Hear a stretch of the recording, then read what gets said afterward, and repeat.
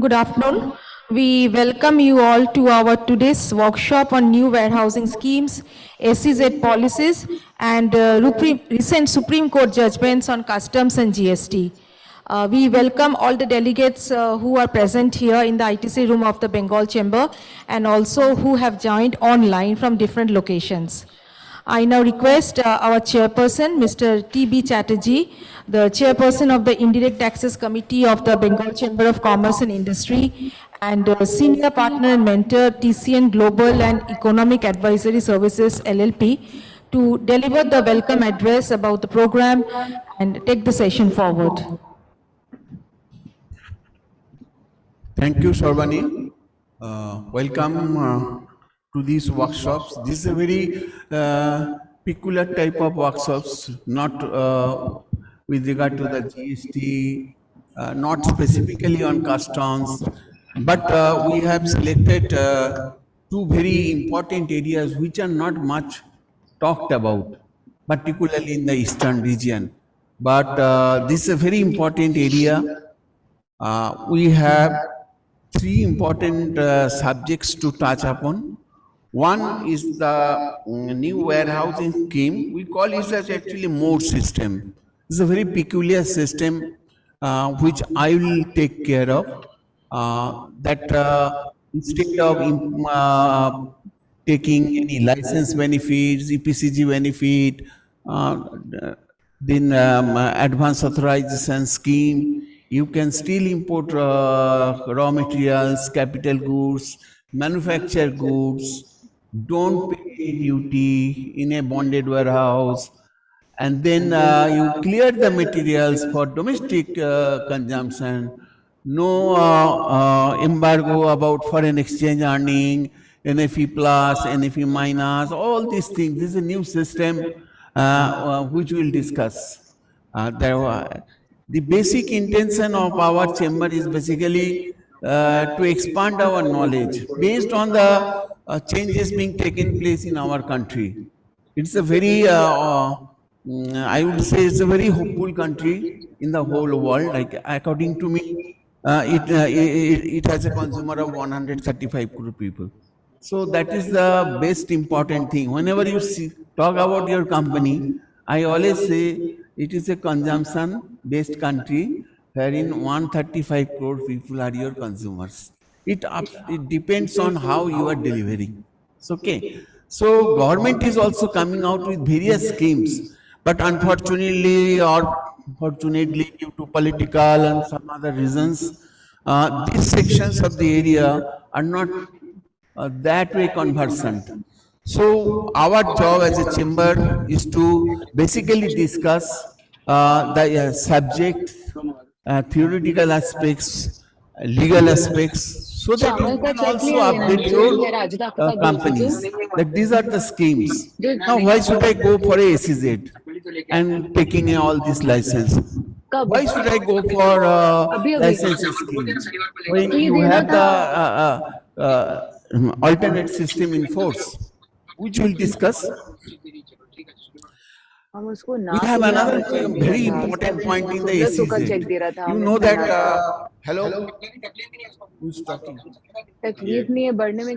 Ask everybody to keep on money. Please keep your this thing mobile in mute tone.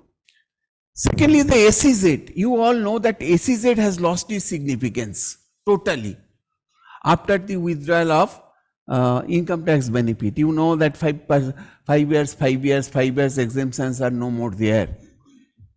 So all the SEZs are basically looking forward a new change in the law so that they can utilize their existing premises, existing manufacturing facilities.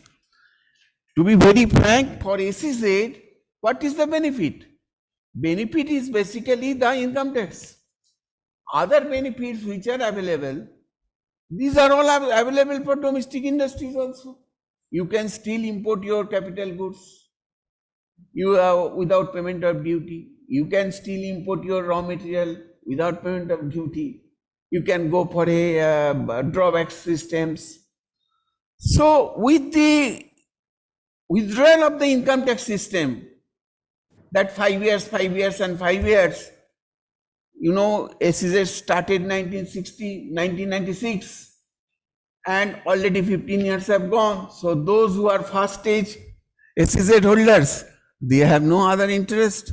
So Bikram Solar is closed, several other companies are closed. Now they have the facilities, they have the equipments, they have the land, they have the building. They cannot sell it to anybody under SEZ law. They cannot rent it out. They cannot let it out. Now what will happen?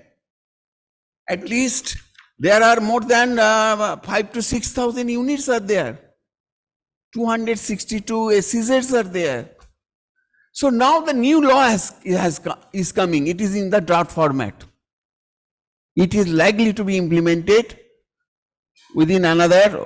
It was supposed to be approved in the monsoon session, but due to some political reason or something like that, it could not be approved, but the draft law is ready.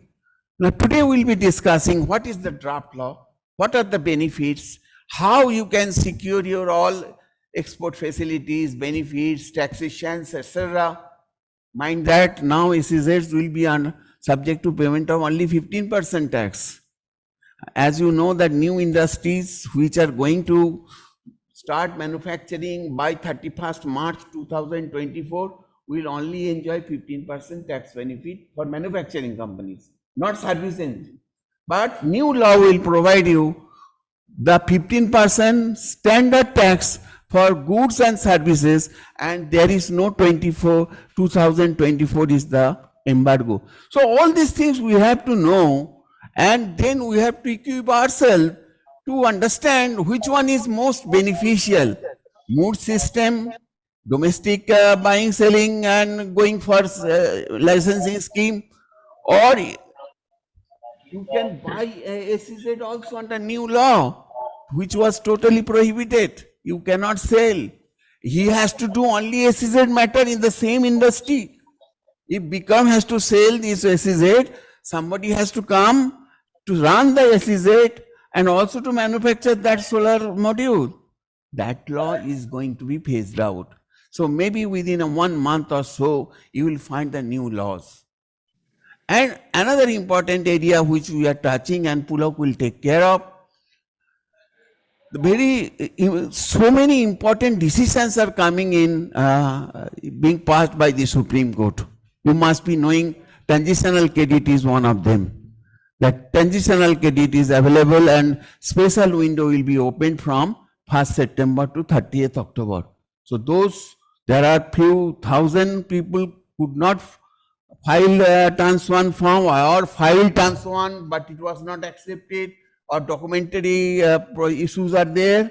The Supreme Court has given a decision, no, from 1st September to 30th October, a special window will be opened. So those who fail to take the tax credit, transitional credit, Supreme Court says that it is your inherent right to claim any credit facility.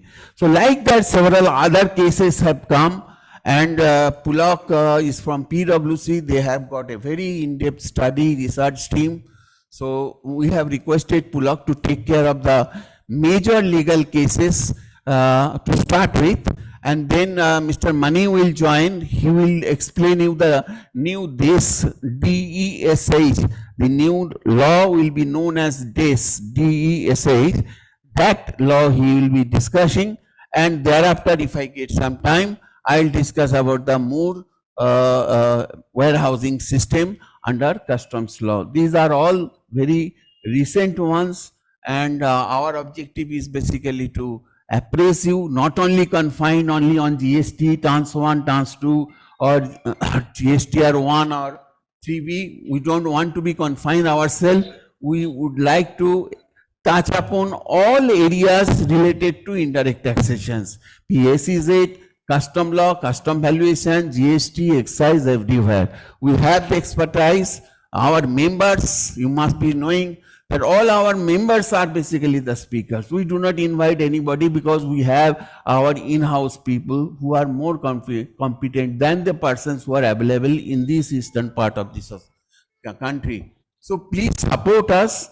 Today we have got several delegates through online systems. I am very happy for that, because the number was not very good. About 5-6, I was in Madurai few days back, and I got a call that numbers are not very good, but I am very happy to note that several people are joining today through online system. But we are encouraging offline system, because in offline we can see your mind, we can see your face to understand to what extent it is okay with you.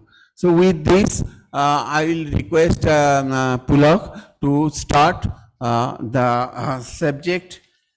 He will discuss basically the all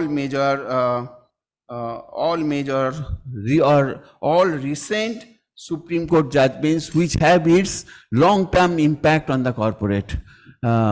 So with this, I'll request Pulak to take over the mic.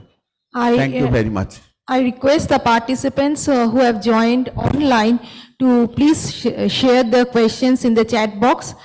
Speakers will take it appropriately. Yes. And goods is being property in goods is being transferred to the buyer, right? And in that case, the importer is liable to pay the ocean freight. When we buy the CIF, in case of a CIF contract, what we see that CIF contract is, the full form is cost, insurance and freight. That means the total money, the value of the goods decided on CIF, it will not only be boarded on the common carrier, it would be delivered to the port where I am residing or I want it to be delivered as an importer. So in case of a CIF value, the value of the goods is inclusive of cost of the goods, insurance of the goods and the freight payable on the goods for transportation from country A to country B, that is CIF contract. Now what has happened in the service tax regime also? In the service tax regime, we have seen that this matter is already a disputed matter in the service tax regime. Similarly, under the GST regime also, the department came out with one notification. That notification number is 10/2017, dated 28 June 2017, wherein it stated that any service supplied by a person who is located in a non-taxable territory by way of a transportation of goods by a vessel from a place outside India up to the customs station of clearance in India, that is what is the supply, that is what is the supply of services. And who would be the supplier of service? A person located outside the taxable territory. Who would be the recipient of service? The importer, as defined under Customs Act.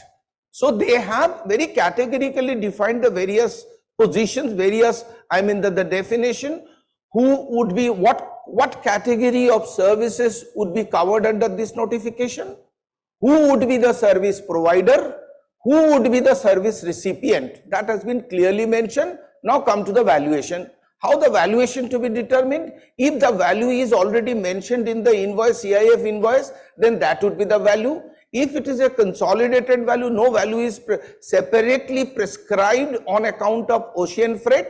In that case, 10% of the CIF value would be the deemed value. That is what is the notification says. Now, when the writ was filed before the Gujarat High Court by Mohit Minerals, the Gujarat High Court, what they have done?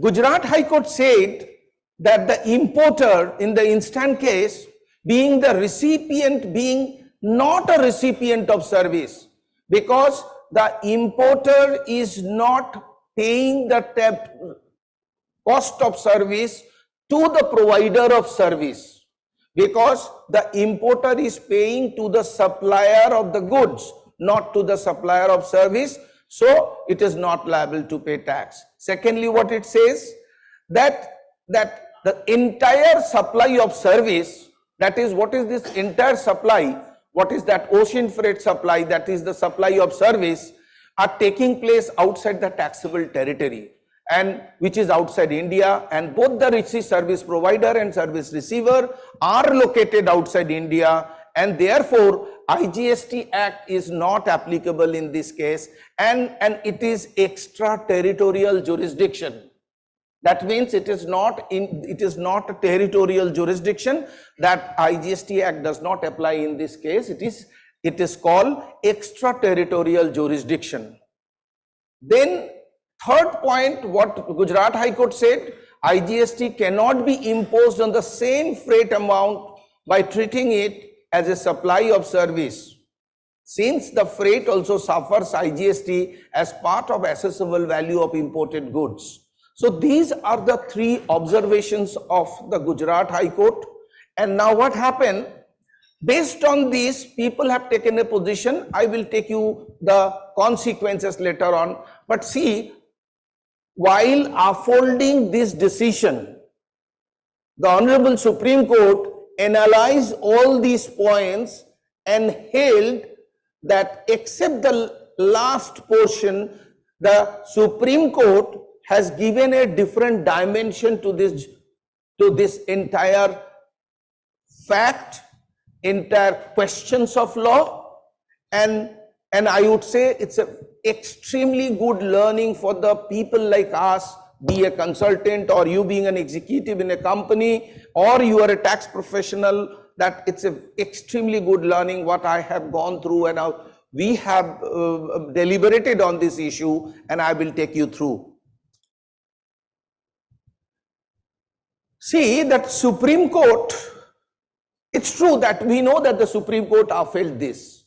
But if you see the Supreme Court decision, analyze the Supreme Court decision, Supreme Court has most of the Gujarat High Court's point of view have set aside. And the department's point of view agreed. All the cases. Only one single point Supreme Court held, that it is not constitutional. It's not constitutionally valid. All other points, whether it is extraterritorial, whether the notification is ultra-virus, unconstitutional, everything discussed in favor of the department. That is the beauty of this judgment. How a legal position to be analyzed, how a notification to be, that a decision to be taken in regard to a notification, whether it is ultra-virus, whether the notification is unconstitutional, everything was discussed in details. Because of the time, I will just touch upon the issues and which would be definitely beneficial to you. See, first of all, the question came up that whether the GST Council's recommendations, whether it would be binding on the government at the time of implementation of the law. And the Supreme Court held that the GST Council's recommendations, it has only having a persuasive value and are recommendatory in nature. So it is true that GST Council's view is binding only when the government is exercising its power to notify the secondary legislation, not the primary legislation. Secondly, the government, at the same time, government cannot suo motu exercise its powers without the recommendations of the GST Council. The dichotomy of this in this case, it is saying that there is a persuasive value, it is a recommendatory nature. That means recommendatory nature, persuasive value, but parallelly, government cannot take any decision as regards to the GST until it is recommended by the GST Council. So any decision government is going to take, any law to be amended, it must be supported and recommended by the GST Council. At the same time, government is not bound to listen all the recommendations by the GST Council. See, the GST Council's limitations, GST Councils have been decided in this judgment. Secondly, whether the impugned notification, whether this notification suffers from excessive delegation, that was the question put before the Supreme Court. Now the Supreme Court said, see how the Supreme Court has analyzed that whether the notification is suffering from an excessive delegation. No, the Supreme Court says that this notification does not suffer from excessive delegation. From the point of view of the taxable entity, taxable value, and the person liable to pay tax. In this regard, the section 5(3), if we refer to the IGST Act, what section 5(3) of the IGST Act provides? Section 5(3) of the IGST Act provides the government the power to specify categories of supply of goods or services or both on which tax shall be paid on a reverse charge basis by the recipient of such goods or services. That means section 5(3) of the IGST Act provides the government to power the category of goods or services on which a recipient of goods or services is liable to pay IGST under reverse charge. Then what it says, the government in exercise of its power under the said section issued the impound notification. So this notification has been issued under section 5(3), wherein it is categorically stated what kind of service. We discuss the notification headline. What category of service would be falling under reverse charge? Who would be the recipient? Who would be the provider? Everything has been defined into that notification, with the power is coming from section 5(3) of the IGST Act. So it does not suffer from excessive delegation. Then the impugned notification identifies, because in this notification the importer is the recipient of service. Then Rule 31 provides the residual power to determine the valuation. In this notification also, the deemed valuation, if the valuation is not mentioned into that invoice, export invoice, then, import invoice, in that case, that there is a deemed valuation of the 10% of the CIF value, that power is also coming from Rule 31, that is residual power. And based application of that residual power, the government has issued the notification that 10% of the, so notification does not suffer from any excessive delegation. It is in favor of the department.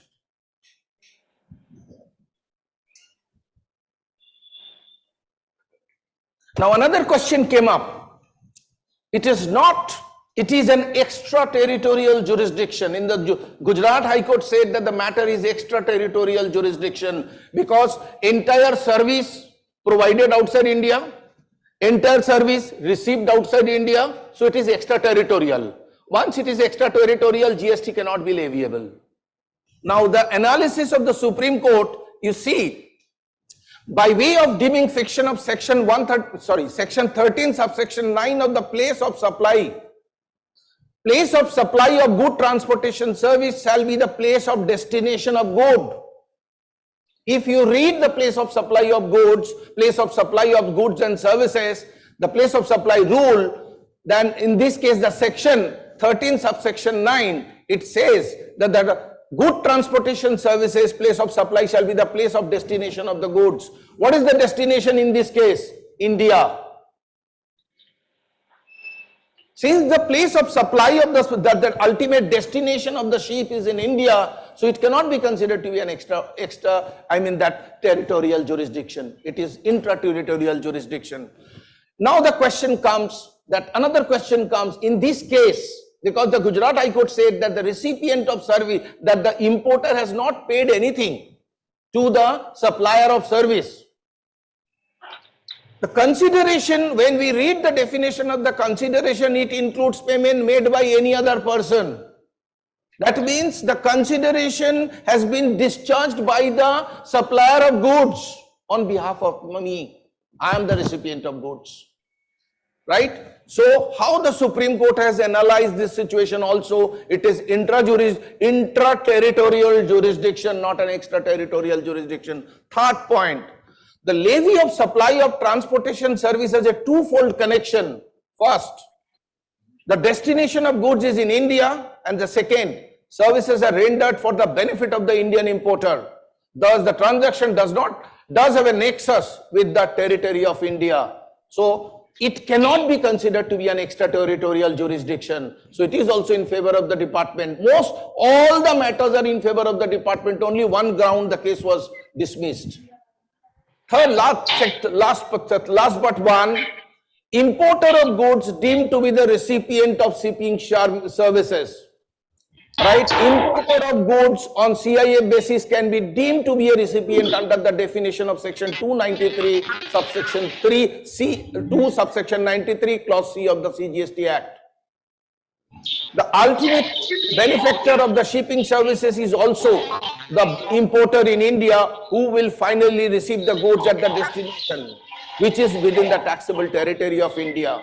Thus, the meaning of the term recipient in the IGST Act shall have to be understood within the context laid down in the taxing statute and not by a strict application of the commercial principle. What is commercial principle? That I have not paid the money. That is commercial principle.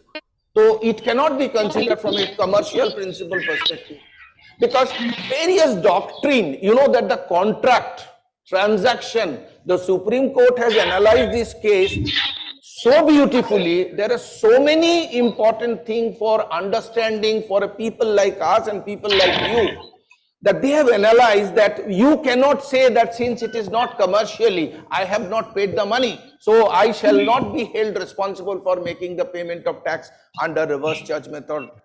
Then section 5(4) of the IGST Act enables the central government to specify class of registered person as the recipient for the purpose of paying tax on reverse charge basis, thereby conferring it the power to create a deeming fiction in the delegated legislation. So it is well within the jurisdiction.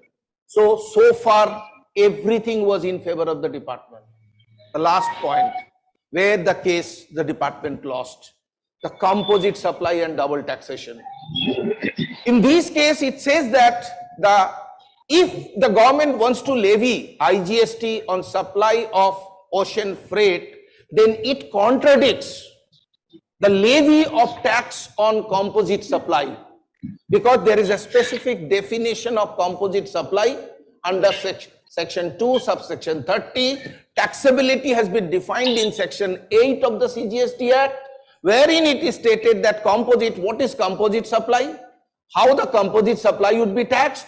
It is clearly. So when it is a composite supply means supply of goods and services which is naturally bundled, which cannot be artificially vivisected, right? Now coming to this point, that the principle of composite supply, which has already been there. So there is a specific provision of taxation in the law for composite supply. Then from that composite supply, artificially you cannot take out some value, that value, for the purpose of levying same tax.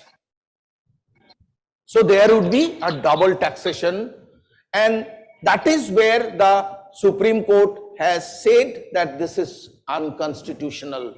And the Supreme Court said that in CIA contract, the supply of goods is accompanied by supply of service of transportation and insurance. Such supply of service forms part of the bundle of supplies between the foreign exporter and the Indian importer. Union government's stand is contradictory. It seeks to tax the Indian importer by going beyond the contract between the foreign shipping line and the foreign exporter, and the question of composite supply, because we have to read in conjunction. We cannot read in isolation.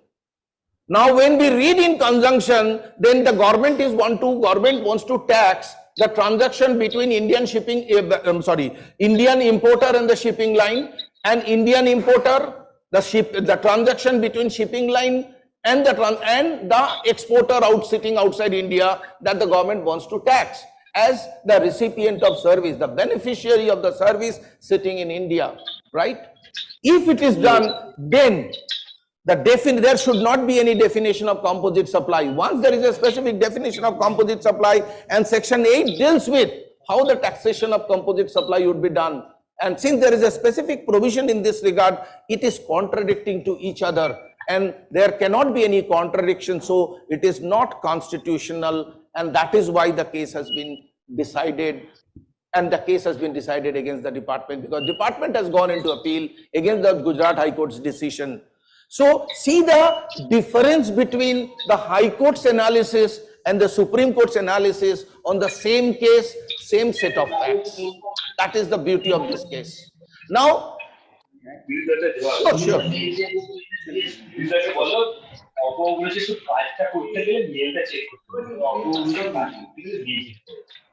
See the calculation methodology. This is not actually not have come for any dispute. Why I am telling you? Whenever you import any material, whether capital goods or raw material, you pay custom duty. You know on what amount you pay custom duty? CIF value. CIF includes insurance and freight. So when you are paying the basic custom duty, first basic custom duty is calculated. It is not double, it is triple. And I put it in the High Court like that. When you are making the valuation for the purpose of custom duty calculation, you have to take only CIF value, cost, insurance, freight. If insurance freight available is not there, then you have to give the details separately. Then first basic custom duty is calculated on CIF, which includes freight. Next, when you pay the countervailing duty or GST, what is the value? CIF, basic custom duty on which the insurance freight is already included. On that 10%, 18%, 20%. Second part also you have taken. Now they are saying, no, you have to pay apart from this. You have to pay GST on reverse charge basis. How many times? So court's directions of double payment is wrong. It was not properly analyzed. It was 3 times they are getting money. You tell me, forget about the constitutions. Which logic can accept this particular methodology for making payment of GST on reverse charge basis? And the third time, you can say, no, you are taking credit. Yes, whatever tax we pay under BCD, IGST, we take credit. We take credit on BCD, not BCD, apart from the BCD part. So therefore, this proposal, I do not know from whose mind this proposal has come. We fought this case in the service tax regime, when this liability to make payment was given to this freight forwarders, etc., etc., etc. So this is what I thought I'll tell Pula, that it's not double, it is a triple times. So another thing I just wanted to know from him is a very important thing, that Supreme Court said that GST Council's recommendations is suggestive only, and they are correct. If you see the Constitution amendment, Yes. when the specific article was introduced, you know that GST was not implemented by way of amending 246A article. That is list 1, list 2, list 3 under schedule 7. A separate article has been inserted. And I do not know why Ponam Babu kept a specific provisions that GST Council will make necessary recommendations. Okay. And Supreme Court has taken this particular context, and they are correct. But my question is that, and what was the impact? And that Pulak has to reply. Government of Kerala, Government of Tamil Nadu has already decided that they will not go with the GST applicable on packaged commodities. You must be knowing that packaged commodity. They said we do not believe. Acha, they do not believe because it is a state government. Then what about the CGST part? How the invoices will be made? Supreme Court has not really looked into the modalities. The whole GST cannot work if this particular verdict is considered as sacrosanct. It will not work at all because all BJP states will agree. I am telling you very frankly, all non-BJP states, in spite of this, they will. And again, when BJP will go and somebody else will come, then other opposition parties will not. Then the concept of GST is being lost. So I just want his views how government of Tamil Nadu and government of Kerala will work. See, Practical point of view. see, practically. You got my point now? Yeah. Practically, you know that this kind of situation will not work because you know that it is all the states have agreed that how the GST will function. Now somebody wants to, any state wants to do their arbitrarily on their own. I don't think that it will work. Otherwise, it will be a simple chaos tomorrow. Exactly. It will be simple chaos This tomorrow. decision is not Because acceptable. nowadays, since our model is a dual GST model, right? So dual GST model when I am raising one invoice, right? Within the intrastate transaction, there is a 2-line item. One is CGST, one is SGST. So can I do that? I will not charge SGST and I will charge GST. Will the India work? That India will not work. But if I go and tell publicly to the people, It will not work. It will then not work. I'll be under contempt. Anyway, coming to the point, Sorry, I took little time. ये screen पे लगाओ. So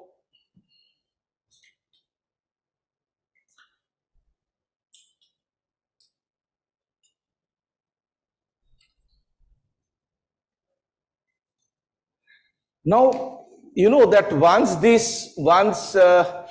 after this decision, a lot of questions have come up in our mind when we were analyzing this judgment. You know that few points what I'm taking and I'm placing in front of you, that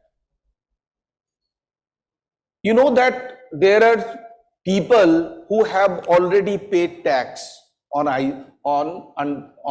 this ocean freight.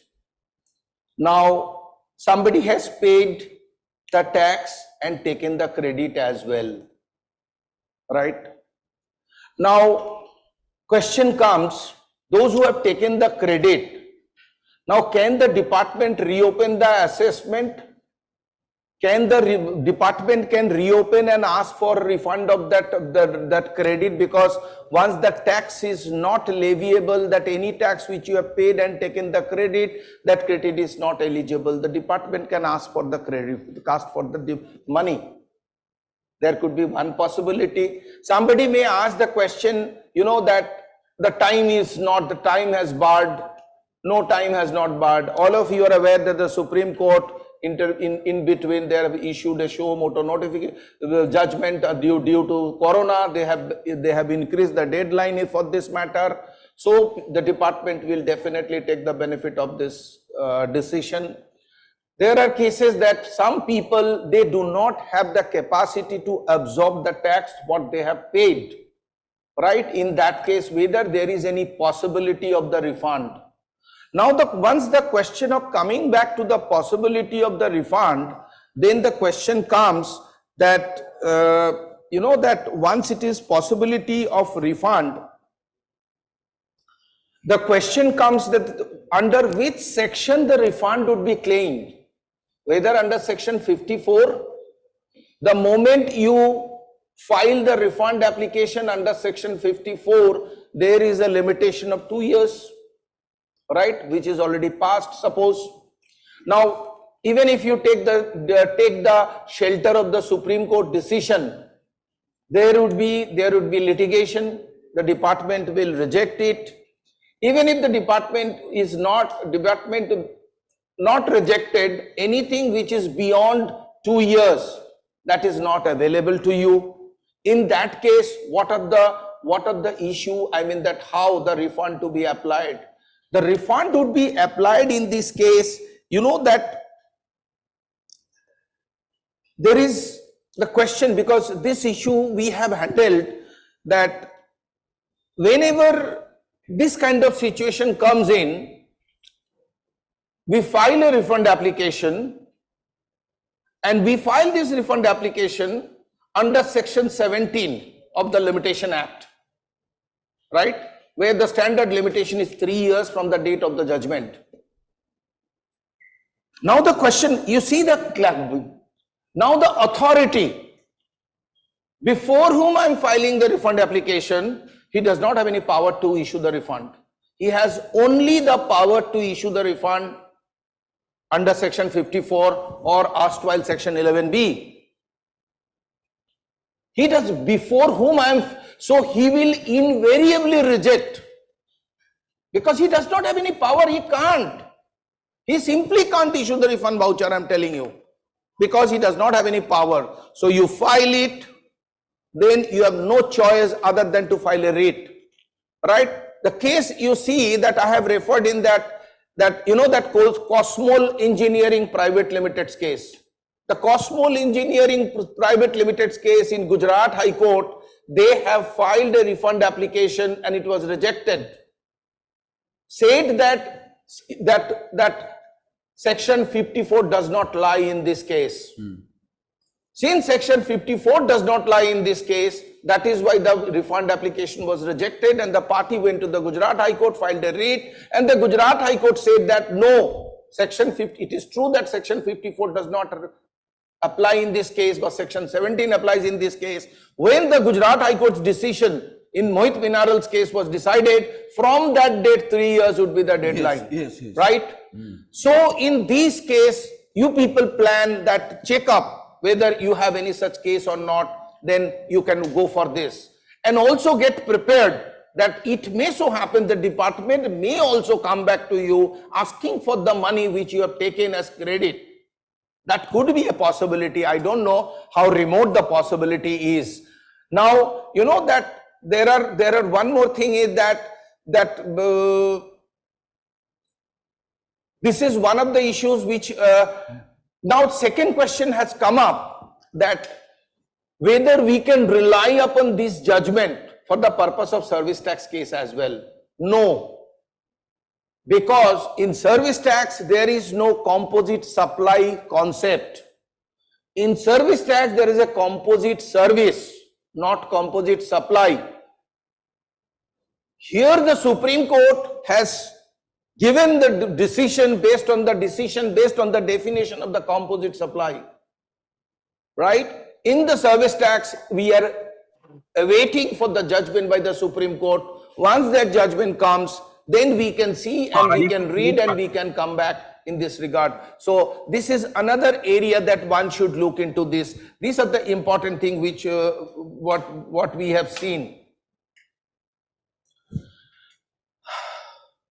Now, another important, this is most burning issue for all multinational companies, those who are having a secondment of employees from overseas, right? This is the Northern Operating Systems Private Limited. It has reversed so many companies, so many judgments, right? The fact of the case, let me tell you what is this fact of the case, is that this is a company who are into an offshore service company, right? And this offshore service company, for the purpose of setting this what we call a back office service, for this back office services, there is an agreement between the overseas company and the local Indian company that they would be providing that offshore services or back office services to the principal company situated outside India. And there is a certain amount of skill is required for the purpose of that provision of that services. And for that matter there is an agreement between the overseas company and the local company, or subsidiary or an associate company, whatever you call. Now, they would be supplying the employees. The employees would be into the payroll of the overseas companies for social security purposes.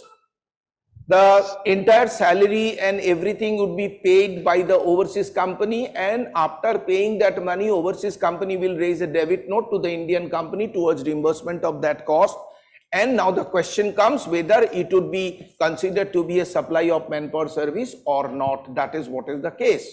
Because we have seen that earlier there is the Volkswagen case and the other important cases which by virtue of this judgment, that all these important cases which so far we were relying upon and saying that the deputation, secondment, etc. cannot be considered to be that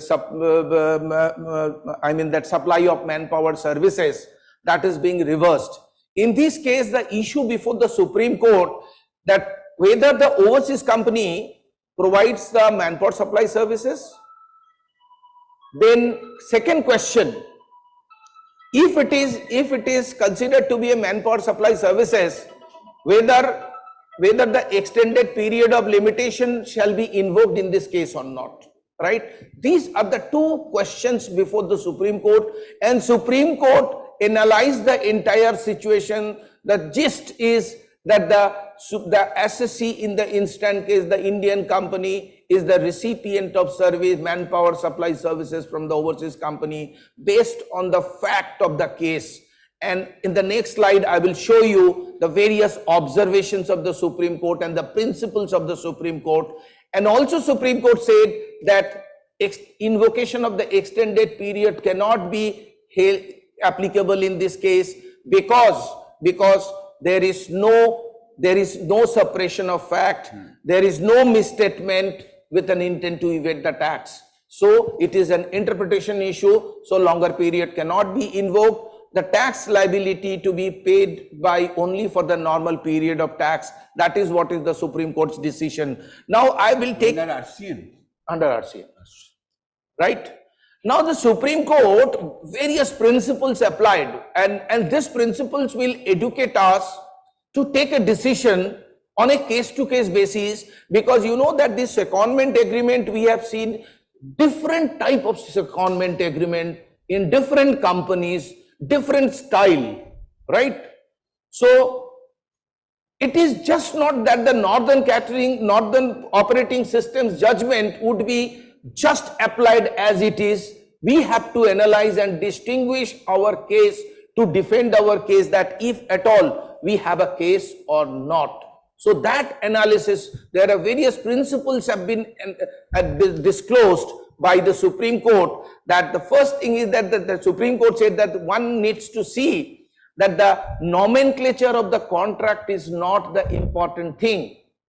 What Supreme Court said, that the cardinal principles of interpretation of documents, which entails overall reading of the document and its effect, nomenclature is not a decisive, because based on the nomenclature we cannot decide that this is a secondment agreement or this is a supply of manpower agreement, right? There is no single determinative factor. Why no single? Because you have to read the contract line by line, paragraph by paragraph, the objective, purpose, everything, fact. And my experience, I have seen couple of secondment agreement, different company has a different model of secondment agreement and style. So each and every case to be individually reviewed and a decision to be taken. And another important thing, the Supreme Court said the substance over form. Each case requires a close look at the terms of the contract. From the terms of the contract, you can see in which form and what is the substance. The substance of the contract is the most important than the form of the contract, the objective of the contract, methodology of the contract, everything would be coming into this part. Limited precedential value of the past ruling in SRF, as I was telling, that Volkswagen, etc. SRF, Coca-Cola, Volkswagen, computer science, these are all favorable judgment, everything is reversed now. Everything is a similar line of transactions. So, but still we have seen the secondment agreement wherein it will not falling under this, because we have analyzed varieties after this judgment, we have analyzed. So we have seen that it is not every case would be falling under the northern operating. So one needs to read very clearly each and every line, every paragraph of the particular agreement. Now, reference also that in this case that Supreme Court also referred various income tax rulings. Now, income tax rulings that quote that income tax ruling, that employer-employee relationship, that they have also seen in this case. Now, then lien on employment. In the instant case, what has happened? The employee retains his lien with your overseas employer. The lien on the employment is not in India. Lien on employment is in outside India. Payroll and security control test. You have to see where the payroll is being maintained. See where the security control means social security. Where the social security is being controlled, in India or outside. Payroll retention, social security, determination of salary and terms of employment. That means who is determining the salary, overseas entity or the Indian entity? Who is determining the terms of the employment, overseas entity, Indian entity? Disbursement of salary, the most important, who is disbursing the salary and under which terms? Who has the right to terminate? Who has the right to terminate? Who has the right of reversion? That means reversal of that once the terms is over. Who has the reversionary right? Who has the reversionary right of that particular employee? Income tax treatment and provident fund payment will not be sufficient.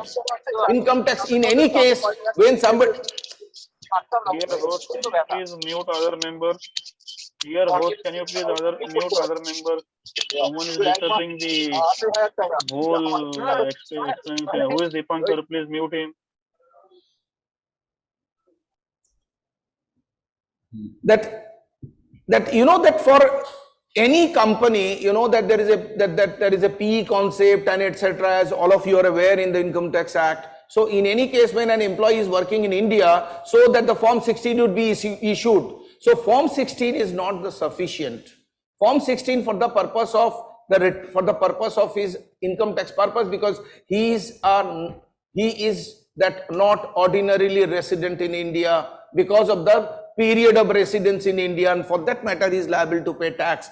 So that will not be the sufficient. So Supreme Court has given all these points, and each and every point, because time will not permit to analyze, these are the pointer that how the Supreme Court has decided the matter, and each and every point has a immense importance for determination of the tax liability. Now, another important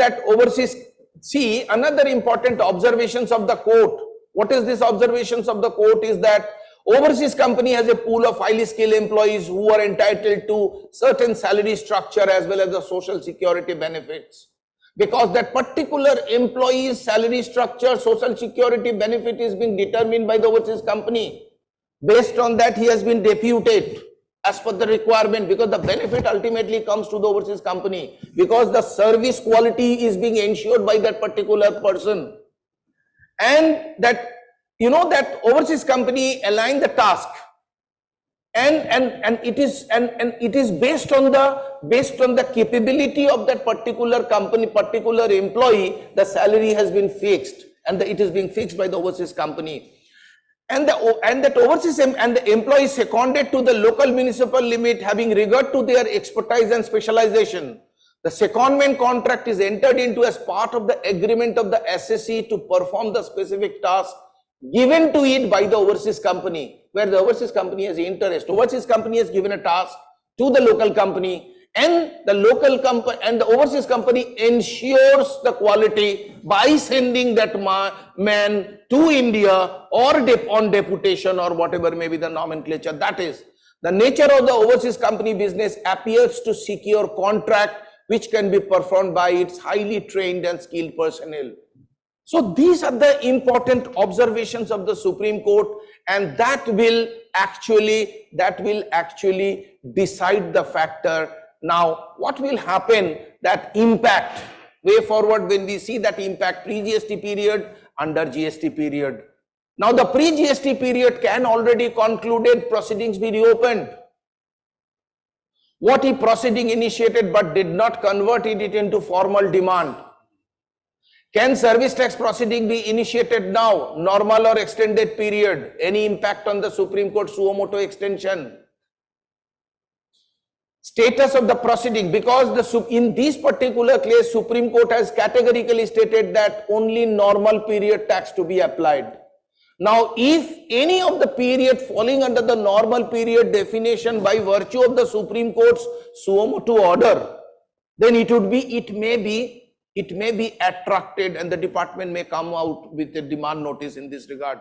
Valuation for payment purposes, whether the interest or penalty to be paid or not, these are the point to be decided. And under GST, applicability of the ruling. Now there is the question comes, you know that the advance ruling is applicable on the assessee. Some of the assessees gone for an advance ruling, got an unfavorable order, started paying the tax. Now the Supreme Court has come up with this. Now what would be the, I'm sorry, but the Supreme Court has, they have got a favorable order, I'm sorry, not unfavorable. They got a favorable order based on the other judgments like that, Volkswagen and etc. Now the Supreme Court ruling has come up against the order. Whether the advance ruling would be applicable or Supreme Court would be applicable. Of course, Supreme Court would be applicable. Now come to the valuation, etc. Valuation would be an important point, that whether the fringe benefit would also be included into the value or not. Sometimes what we have seen that, you know, that some of the cases we have seen that the entire money is being paid outside, right, outside India, and that is being reimbursed. But the Indian company is paying the rent for that particular expat. Indian company is bearing the cost of the education of the employees' children. Whether all this to be included for valuation or not, this is a question. And we are arguing one matter in this regard in Delhi Tribunal. So these are the important points to be discussed and points to be seen, and that ITC which has been availed now for the first period, whether it is time barred or not. Right? So these are the issues which would be faced by the people if they have this kind of situation in this case. Now, quick hill technologies, it is not the... One small question. Sure. What will be its impact in the domestic transactions? Because in a domestic transactions, normally many times headquarter seconds people to its various group companies. All companies are separate companies, but the group, there is only one group. In that case, what will be its impact in the domestic transactions? It's a forward charge basis tax would be leviable. So, on the whole salary? Yes. Because earlier what happened, because of the Volkswagen case, we were under opinion based on that judgment that for kind of a secondment, deputation, etc., that it cannot be considered to be a manpower supply, right? Because what happened, if you go back to the service tax regime, before negative list, there was a specific definition of the manpower supply. A manpower supply definition was clearly mentioned who is called a manpower supply. So, service provided by a manpower supplier who is considered to be manpower supply services. A company's main object is not supply of manpower. So, company cannot be considered to be a supplier of services, manpower, right? Because there was a definition of manpower supply. There is a definition of manpower supply services under the erstwhile regime before 1st July 2012, right? From that, the principle under the negative list regime also, we followed the same principle. Now this judgment has changed the whole game. This northern operating system has changed whole game. Now people have to think differently. or you pay the tax, take the credit, finish. Don't go for this EA. Now coming to the another very recent Supreme Court decision is the Quick Hill Technologies Limited. Here in this case, I'm taking very short time because as you all are aware that the Supreme Court in the Tata Consultancy Services case, it is clearly mentioned that under which circumstances the software would be considered to be goods, and once it is goods, then service tax will not be applicable and the VAT and central excise duty would be applicable. In this case also, that whether GST, whether in this Quick Hill Technologies case that service tax would be applicable or not, right? So in this case, what happened that Quick Hill Technologies, they are, as you all are aware, that Quick Hill is a antivirus software company. It supplies the antivirus software with a license code and product code. And once you use this product code, you can operate, and they say they sell the software in a CD or DVD form, and you can install into your software, in your laptop or in your desktop, that Quick Hill software that will operate. So this, as per the Supreme Court in the TCS matter, it is said that in case that the test to determine whether property is goods for the purpose of sales tax is not confined to whether the goods are tangible or intangible or incorporeal. The correct test would be to determine whether an item is capable of abstraction, consumption and use, and whether it can be transmitted, transferred, delivered, stored, possessed, etc. Wherein it was held that both in the case canned and uncanned software, all these are possible. So once that Quick Hill software is considered to be a canned software, and canned software is a goods, and it is also not disputed in this case that the Quick Hill also discharges the VAT liability on this software, right, as a goods. So based on that decision, the Supreme Court said that no service tax would be applicable in this case. Right? So this is one important case in regard to the service tax issue. So because all of us present here are aware of the TCS judgment, so I'm not taking much time in this case. The last important case is that Philco Trade Center Private Limited. That is an extreme relief to the entire stakeholders who were struggling to get the money, their credit transferred through Tran 1 and Tran 2. You know that in this case, the Supreme Court has given a lot of directions. The Supreme Court has directed to the GSTN that you have to reopen the portal for 2 months from 1st of September 2022 to 31st October 2022. And it is also Supreme Court said that all the SSE, whether they have filed a writ or not, they have not gone into anything. Anybody who has not filed or has filed, could not file the right thing, anybody can go for this and they can file this. And also it is stated that the office suggested and 90 days time frame has been given to the authorities for checking. And in case there is any doubt, that appropriate opportunity to be given to be heard and represent your case. So it is not that arbitrarily they can reject your case. If they want to reject your case, they have to give you an opportunity for being heard. This is extremely welcome decision in this case. And this, once this transitional credit is, the credit is allowed, and it must be reflected into the electronic credit ledger for the concerned taxpayer. These are the basically 4 directions have been given by the Supreme Court in Philco Trade Center Private Limited. It's an extremely welcome decision and it's very, very helpful to the people. With this, I think that I have covered everything. Thank you very much for your patient hearing. If you have any question, I'm happy to answer.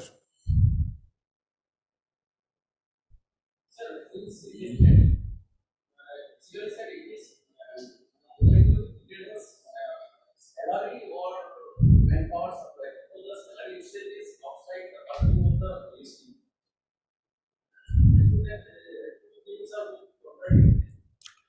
See, in this case, what happened, in this particular case, the employee remains under, that though the appointment letter was issued here in India, right? And the terms of reference of the appointment letter as per the terms of the original employer. And the lien of the employee was in the overseas, not in India. This appointment letter was issued for the purpose of getting the work permit. Without that appointment letter, you can't get a work permit.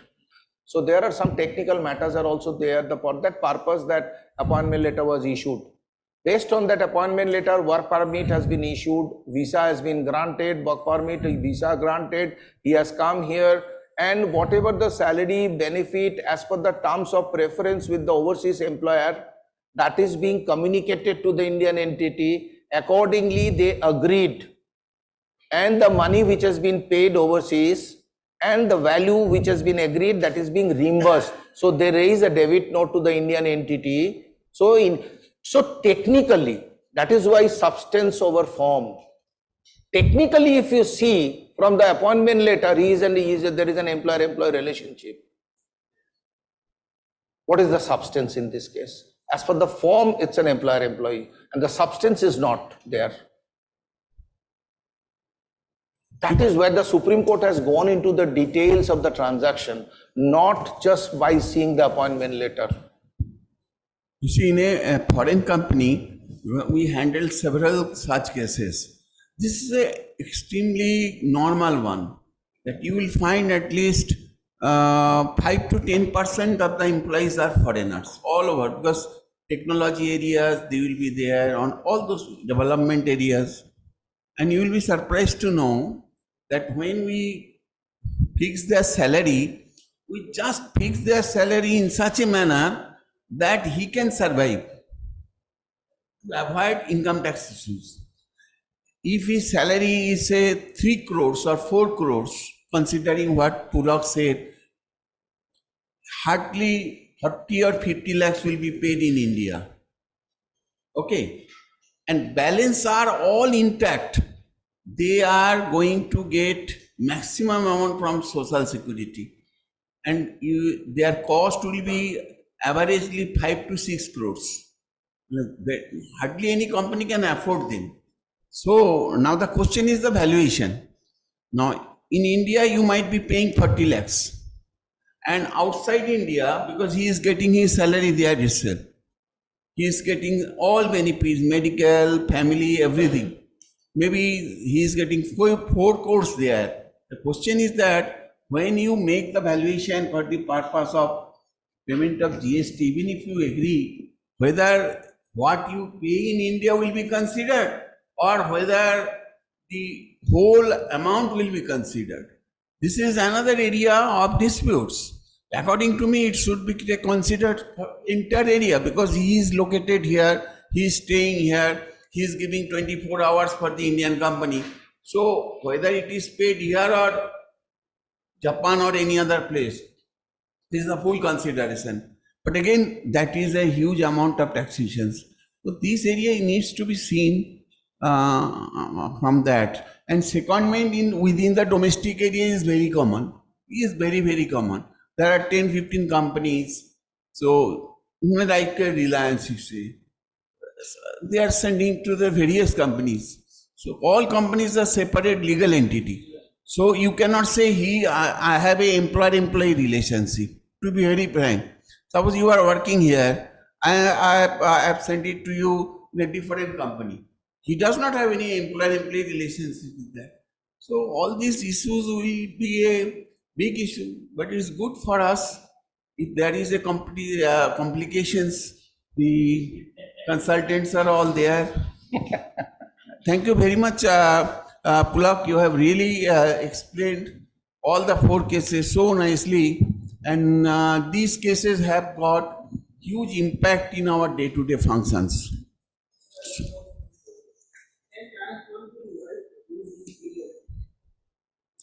You know that we have to see, because when I was seeing that the decision, right? The decision was that those, if I read the, yeah, let me read that here,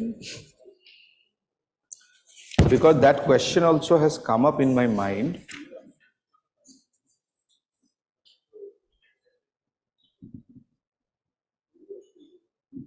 In that Because case, you have already taken the credit, no? here the word is that is directed to file the relevant form or revise the already filed form. I think you can. But at the same time, you have to revert the duty first, isn't it? Means whatever tax credit you have taken, you first reverse it and then apply for the. There was a date mistake. As one getting there are two getting within 30 days. I think that you can do it. I think that, because that is what the decision, that the decision says like this. You can do that. Even in that case, we have to reverse the duty. No, in that case because in this, you see what Mr. Chatterjee was saying, that suppose you have filed 1 crore, but suddenly you have seen that it should have been 1 crore 50 lakhs, right? So actually 50 lakhs is getting increased. So as per Mr. Chatterjee, that first you have to reverse 1 crore, then you have to refile fresh 1.5, right? But in your case, there is no change in figure, only the date is important. Correct. So I think that for that matter, revision is not required. You can communicate only in the assessment. Has it been rejected? Yes, there are various communications from the department side that there is a period 30 days and the ITC has been claimed beyond 30 days. We have claimed 31st July. Acha, okay. I understand. They are of the opinion. That you can try.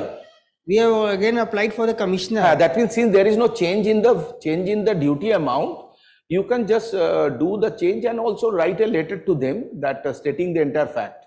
Whatever you would be doing, but please write the complete fact. It must be there. But it can be possible. It seems so. So if the figure is reduced, we will reverse it. Because in example there is an option for reverse. We will reverse. So interest implication will be from which date? First July. From the date of initial credit. Yes, of course. Of course. One question that in case of for Mohit Mineral, can we file refund claim or shall we wait for GST Council for scrapping this notification? Whether Supreme Court decision is enough. for filing. You refund don't claim. have to see whether it is scrapped now. You know that. But Again, let me tell you one thing. This notification is valid, right? The Supreme Court held that this notification is within the powers, correct? Only thing is that this notification is contradicting contradictory to the composite supply. to the composite supply. And so, on the same item, you cannot take twice tax. That is what is the basic, which is unconstitutional. So, that is what the Supreme Court. So, let it be there.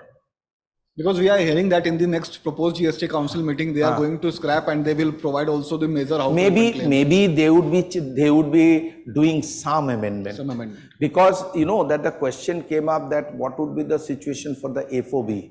For all FOB you have to pay. Suppose what happened, I know that couple of people based on the Gujarat High Court's decision on FOB value, they have stopped making the payment. Yes. But FOB is crystal clear that you have to pay the tax. Because when it is FOB, it is not a composite supply. Service agreement is separate. Yeah, two different agreements are, because I am entering into an agreement with the foreign vessel company and I am entering into my supplier, two different contract all put together. So that is why I will be considered to be an importer of service. An importer, I have to pay the tax. So FOB value, there is no escape. No escape. It has to be paid. Yes. Thank you. Getting the value also. The refund will be under section 54 or under limitation act? under Limitation Act. Because you know, the interesting thing is that Section 54 Act, the moment you go for it, they would be asking for the time of that within 2 years. If it is within 2 years, then they would be able to do it. That is why REIT, I told you. REIT. No, you can't file REIT straight away. First, we have to apply. First, you have to get it, let it, most of the cases, otherwise the cause of action will not be created. First, you have to create a cause of action. Why the REIT may not be entertained? Why have you not tried? Manually, we have to apply for. Why have you not tried? There is a legal provision. Why have you not tried? So there, you need to create a cause of action for filing a REIT. Check up whether you have taken the credit or not. So a lot of factors are there. If you have not taken credit, then only go for refund process. Otherwise, it will be a problem. Anyway, Mr. Sarvani, Chaudhary. next. Thank you, sir, for joining us today. I now request Mr. M.S. Mani to take the next session on recent changes in Europe SEZ impacting business. Mr. Mani has joined online, so I request, he is also the co-chairperson of the Indirect Taxes Committee and the subject matter expert. I request Mr. Mani to take the session forward. Thank you, Sharbani, and pleasure to meet everybody. I wish I could be there in person. I was very engrossed with the discussion that Mr. Pulak Shah was having, and I really wish I could have attended his session live, because the issues that he spoke on northern operating systems and Mohit Minerals and all were so interesting that I was thinking that by the time I start speaking on the recent changes on EOU, SEZ and its impact and all, that will be relatively boring in comparison. But let me try to make it a little interesting. So Sharbani, I am not sure whether I have screen sharing rights. Let me try to share my screen.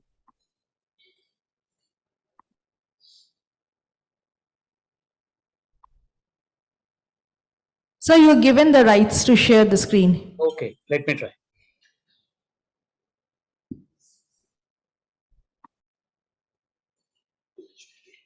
I just hope my screen is visible. Yes. Okay. So thank you, Sharbani. Good evening, everyone. Good to see such a large turnout that we have, both virtual and physical put together. I can see the virtual turnout. I'm not able to see the physical turnout, but I'm sure that there are a lot of people who are attending this session. EOU and SEZ have had a lot of changes in recent times. And what we will do over the half an hour or so is to have a look at some of the changes. But to me, the larger issue is, why have these changes happened in the first place? What was the need for them to make changes for EOU and SEZ? What was the need for a Desh bill? And what a nice name they have given to it. What was the need for the Desh, bill? And what's going to happen to EOUs in future? So at a broad level, I think the whole issue is in respect of the export sector of the country. So when we look at exports overall, there are a few things that stand out. And you can see that from the screen in front of you. One is the fact that our exports have certainly been accelerating. And you will notice, and you would have read also, that even during the 2 years of pandemic, our exports were largely untouched, and we kept reaching our export targets for those years also. This was at a point of time where the rest of the world was not able to fulfill its export commitments. But we were able to, by and large, fulfill our export commitments. But very interestingly, on the right-hand side of the screen, if you look at the breakup of the commodities that are, there, that tells a very, very different picture in terms of the export sector. For instance, many of us are aware that India is largely a petroleum goods and petroleum importing country. And we are largely dependent on imports for petroleum products. Now, when you look at this, you realize that we are also exporting petroleum goods of 66 billion. Now, what does that signify? To me, it signifies that we have come of age when it comes to product exports, even in the petroleum sector. A comparative figure that might interest many of us would be 10 years back, against the 66 billion, it was somewhere at less than 1 billion. And over 10 years, this has gone up to 66 billion. So while the non-petroleum exports are significantly more, they are 5 times more than the petroleum exports. Petroleum exports are also picking up big time, which seems to indicate that we are moving from a developing economy to a developed economy. The other indicator that we see over here, when you look at our service exports, when you add up the business services and other services, including telecommunication services, are far in excess of $200 billion. Some of you would have also recently seen the Commerce Minister making a mention that we want the service exports to reach a level of $400 billion. So when we are at $400 billion of service exports, $600 billion of merchandise exports, we are a 1 trillion exporting nation. And this 1 trillion exporting nation will happen when our overall economy size goes anywhere between 4 trillion to 5 trillion. Why is this relevant, whatever I'm saying now? This is relevant because it is only by understanding the manner in which India's exports have changed and the plans that are there for further expanding the exports and aligning it with the domestic priorities, that we can make sense of the changes to the EOU, SEZ, and all other policies that we have seen in recent times. So when we look at some of the key challenges and how we take care of those challenges, a few years back, whenever we used to have a discussion on what are the key challenges plaguing exporters in India, how can these challenges be overcome, there used to be more challenges and fewer solutions. Fortunately, over the past few years, every time we say we have a challenge, we also have some solutions to deal with those challenges. That is what I have listed down over here. So if we look at inadequate infrastructure, for instance, which has been plaguing Indian exporters for a very, very long time, we now have a north-south, east-west connectivity, which is already done, which started 15 years back. It's completed well and done. We are now connecting the dedicated freight corridors. There again, the Delhi-Mumbai freight corridor, which is called the DRFC, is in an advanced stage of completion. The other freight corridors are coming up now. So over a period of time, there are a lot of steps being taken to take care of the inadequate infrastructure. When we look at the manufacturing challenge, for a very long time, we were extremely import dependent, even on sectors where we had domestic manufacturing capability. On a strictly no-name basis, many of us will recollect, around 10 years back, we had some very good Indian mobile phone manufacturers. And these manufacturers were manufacturing phones, which to a very large extent were as good or close to as good as some of the imported phones. But on account of the fact that mobile phone import into India was made duty-free, the existing manufacturers shut shop. So the objective of making it duty-free was to encourage the usage, which happened. The objective certainly was not to make it difficult for Indian manufacturers to survive, but that is what unfortunately happened. Consequently, we now had to go back to the drawing table to say that, look, while we will welcome imports and while we don't want to turn protectionist overnight, we also need to have schemes in place which will be good for domestic manufacturers. That was the base on which the product-linked incentive scheme was introduced for 13 different sectors. Mobile phones is one of them. In addition, we have the Desh Bill, which we will discuss in a moment. We also have the MOOWR scheme for duty-free import and exports, which is a complete game changer. For a very long time, we have had document-heavy processes all across, whether it is for import or whether it is for export. The documentation process used to be extraordinarily challenging. A lot of steps have been taken in recent times to reduce the document overload that we have when we export or import. Because when everyone is connected electronically, why do documents have to move through the same route through which the physical goods move? They can also move electronically. In case of service exports, for example, there is no physical movement of the services, neither is there any physical movement of the relevant documents. Why can't the same be done in respect of exports of merchandise also? That is what has led to a lot of change. Finally, Trade barriers are being dismantled gradually. As many of us would have noticed over the past few years, the world is turning more and more protectionist. Also, many of the free trade agreements which existed across nations as a bloc are being dismantled, and we are getting into an era of having bilateral FTAs instead of having multilateral FTAs. This is because of the fact that two countries which sit across a table are able to align their economic interests more than a group of countries sitting around a table whose economic interests may be completely different. So that is why in recent times, multilateral FTAs have been reducing and bilateral FTAs have been significantly increasing. Keeping this overall construct in mind, let us quickly have a look in terms of what are the changes for SEZ and how does DESH impact all of us. So when SEZs were introduced, they were an excellent mode of ensuring that we had export hubs. That was the whole purpose of having SEZs.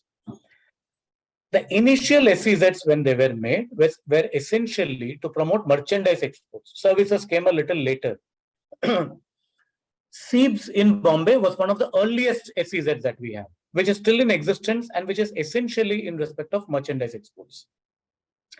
But over a period of time, because of various reasons, what the government realized is that more than 60% of the SEZs are actually catering to IT, ITES and related sectors, which means only the remaining 40% are in respect of merchandise exports. That was not the original intention at all. So there was a need for a change. The second aspect of realization that came on a lot of people was when you look at the number of SEZs that are notified and the number of SEZs that are operational, there is a very vast difference. Approximately 35% of the SEZs that were notified were never operationalized. What does that mean? It means that someone had a great idea to set up an SEZ. The planning was perfect, everything went on, but then possibly the economics or the commercial feasibility did not permit them to operationalize the SEZ. So that is why when you look at the data, which is again sourced from the government as of 2020, out of 354 SEZs which were notified, only 240 were operationalized. And very interestingly, over 100 SEZs were denotified on the request of the SEZ developer. So the SEZ developer originally felt that there was a need for an SEZ, applied, got approvals, got permissions, and then decided to denotify. There are significant legal hurdles in setting up an SEZ. So setting up an SEZ is a fairly complex task, and it cannot be done through a single window or on an easy basis or without going through a set of lawyers and a set of consultants. It's fairly tough to set up a new SEZ and get all the requisite approvals. There were also multiple authorities who were to be requested to set up an SEZ. So for instance, despite the fact that the SEZ Act was overhauled 7 years back, even the modified SEZ Act ensured that the state governments and the municipal corporations still had a role in the SEZ. Some permissions were still required from them. Now, that meant effectively that to set up an SEZ, an SEZ developer had to deal with multiple agencies in order to get it operationalized. All business people who were in the business of setting up SEZ and all potential customers of an SEZ realized that there were much more attractive tax incentives which were available elsewhere. So taking a lot of hardship to get into manufacturing or to get into services sector, setting up an SEZ or setting up a unit in an SEZ is worthwhile, provided you get a significant benefit. If the benefit is not significant and it's available elsewhere, then why take the trouble? These were some of the challenges that the SEZs were facing, which were also highlighted to the Commerce Ministry from time to time by various stakeholders in the industry. So when we look at the DESH policy which has come, this has come as a breath of fresh air because what they have really done is to look at all the difficulties faced by the SEZ developers and SEZ units and to come up with solutions to many of those problems. Are all the problems of SEZ solved? My answer would be no. There still are some challenges and some problems. But are majority of the challenges overcome? I would say strongly yes. Majority of the challenges are overcome in the Desh legislation. One very fundamental shift that we have seen now in the revamped Desh bill is that the migration has taken place from having a pure export focus to saying focus on the economic growth and focus on the employment potential. Because if you focus on the economic aspects of it and if you focus on the employment potential, the exports and the DTA deemed exports are going to happen in any case. The larger objective in Desh is to ensure that from saying that the primary objective is to manufacture and export and get foreign exchange into India, the primary focus is now changing to say, grow the economy and participate in employment generation. Because bear in mind, when employment generation takes place, there is a multiplier effect that happens with that, because every person who is given employment also becomes a consumer in some form. That consumption drives purchasing, that purchasing drives demand, that demand again drives more of manufacturing. So employment in our country with very favorable demographics has got the potential to have a multiplier effect on the economy. That is the reason why the Desh bill focuses extensively on employment generation. There is also a distinct move to move away from a supply-driven approach to setting up new hubs. So where do we have the existing hubs and what do we do in terms of the supply? Do we have land in this particular place? Instead of doing that, the approach now is to say, let's set up a new hub at the place where it is more economically viable and feasible to set it up. Also, in the past, we have never focused on trading as a service. In the Desh bill, we are also focusing on trading as a service. There are various other procedural aspects that have been taken care in the Desh bill, which have really simplified the process of setting up a unit, establishing a unit, the compliance that goes with it, the rigors of the compliance, and the approvals that need to be taken. All of this, again, bear in mind, is not intended only for export promotion. Because a unit which is set up in terms of the Desh can also sell in the DTA. It may have to pay the applicable duties and taxes for making that sale, but there is no prohibition and there isn't any running around trying to get permission for making the DTA sales. Some of the key features of the Desh bill I have listed down. Some of it, most of you would be aware based on the extensive publicity that we have seen of the Desh bill. At a broad level, we are now moving to merit-based measures. In the past, the effort, when we look at the various export incentive schemes, whether it is MEIS or SCIS, or in the earlier avatar, the quantity-based advance license or the value-based advance license or the advance authorization scheme, was always to say that if you export, we will give you an incentive. This was at a point of time where the primary purpose of the policymakers was to conserve foreign exchange. Some of you who have been doing indirect taxes and were in taxation field for as long as I have been would recollect that prior to FEMA, we had an act which was called Conservation of Foreign Exchange and Prevention of Smuggling Activities Act, COFEPOSA. So the purpose of that act itself was to conserve foreign exchange because foreign exchange was very precious and was difficult to get. Over a period of time, with more of globalization, with our economy becoming more and more mature, with our exports stepping up, service exports going up in a big way, conservation of foreign exchange or earning foreign exchange is not a major headache any longer for any policymaker. The larger purpose now is to say that please focus on employment generation because of the multiplier effect. Please focus on technology innovation. Please develop backward areas to avoid all social inequities in future. And please have diversity in the workforce.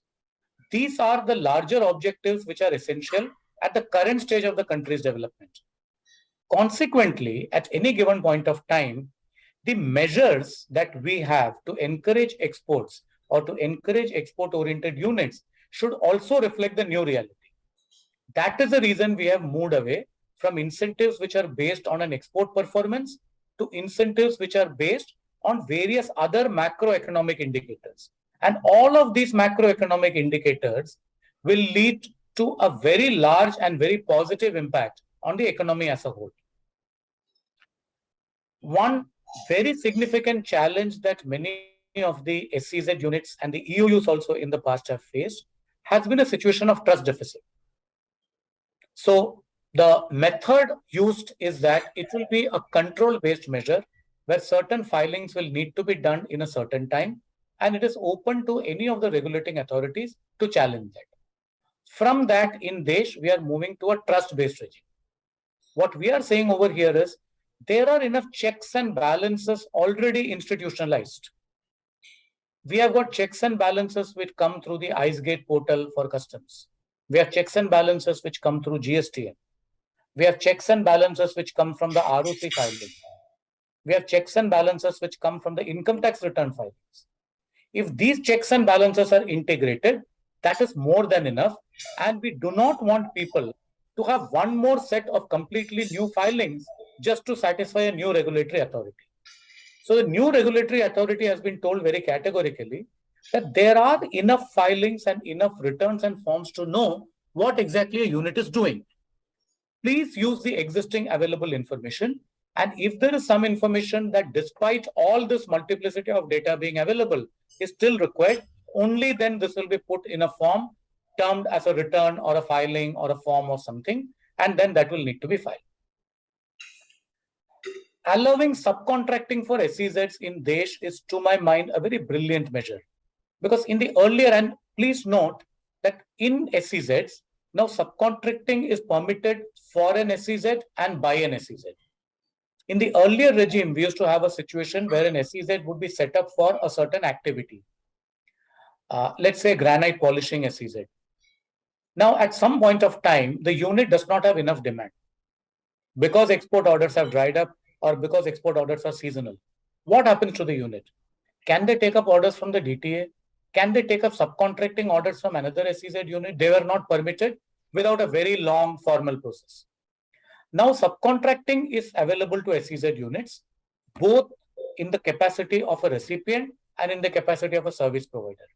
So one SEZ unit can subcontract its work to another SEZ units. Equally, one SEZ unit which has got idle capacity can take on work from another SEZ unit.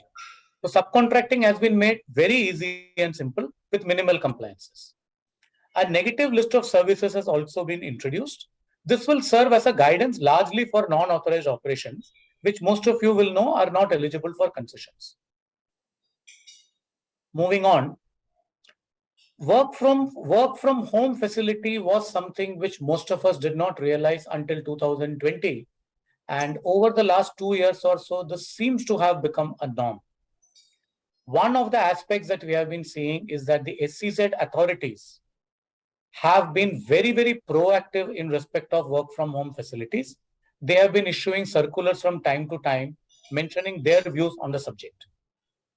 What the Desh Act proposes to do is that the work from home facility will be permitted in perpetuity for SEZ employees. So in between, a few months back, there was also a requirement felt that a list needs to be supplied to the SEZ authorities with the names of employees who are working from home and the names of employees who are attending the SEZ unit. That was subsequently abolished. What Desh proposes to do is to say that there would be a group of employees or a large contingent of employees who will be perpetually working from home. Because depending on the nature of the work, there would be several businesses, several service providers where you don't need an office at all.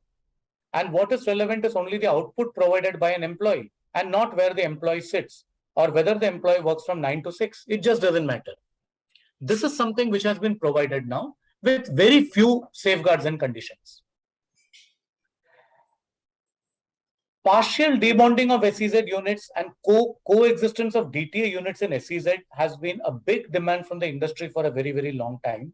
Because just imagine an ITES SEZ, which is in one building and one floor has got two sections. One section is the DTA unit and one section is the SEZ unit. Now, getting permission for this DTA unit and SEZ unit in the same floor would have been a nightmare. In many cases, even if they were on 2 different floors of the same building, was very difficult because the entire building had to be notified as an SEZ unit. This is proposed to be changed. So we will see SEZ units and DTA units coexisting and both working in harmony. Some of the challenges that the SEZ units have faced in the past, we have already covered some of this. Partial denotification of SEZs has been a major problem in the past, and this is expected to be taken care of by the Desh Bill. Similarly, earmarking of areas for various activities. Now, once a unit is notified as a SEZ unit, why should there be a processing area or non-processing area? I can liken this to what we used to have in the Central Excise Law many years back. 15 years back, we used to have a concept of a bonded storeroom in Central Excise and other parts of the factory where the manufacturing used to take place. And only the bonded storeroom could be used for storing finished goods. At some point of time, they realized that as long as the manufacturer keeps the goods within the factory and does not clear goods outside the factory without payment of duty, it really did not matter to the Central Excise authorities. So at some point of time, they also said that the entire factory becomes a bonded storeroom. You may want a bonded storeroom as a warehouse from a delivery perspective, from a logistic perspective, which is different, not from an excise perspective. So the manner in which in Central Excise Law 15 years back, bonded storerooms were removed from excise and the entire factory was notified as a bonded storeroom. Similarly, in the SEZ law, the distinction between a processing area, non-processing area, trading area, etc. is proposed to be brought down. As long as it is within the SEZ unit, whether it is in the processing area, non-processing area, should not matter to the SEZ authorities.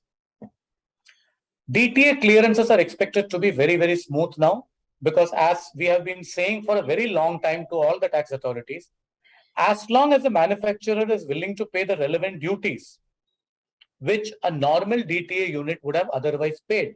If there is a customs duty reversal, do the customs duty reversal also. How does it matter whether an SEZ unit sells to a DTA or not a DTA? Earlier, the concern was from a foreign exchange earning perspective, which, as I explained earlier, no longer is one of the top priority items for the policymakers. These are some of the new work from home rules. I'm sure most of you would be familiar, with this. If anyone has any thoughts on this, once I finish my session, happy to discuss this also. I'm not reading this out section by section in the interest of time. These are again some of the relaxations that have been provided. Most of you would be aware of the relaxations that have been provided. Bear in mind, these are very specific to OSPs only. There continue to be some inconsistencies between the SEZ and the GST. And this is something which is progressively expected to be modified. I do not think this will be modified in the next GST Council meeting in September or the next policy discussion in October. But over a period of time, some of these have to be modified.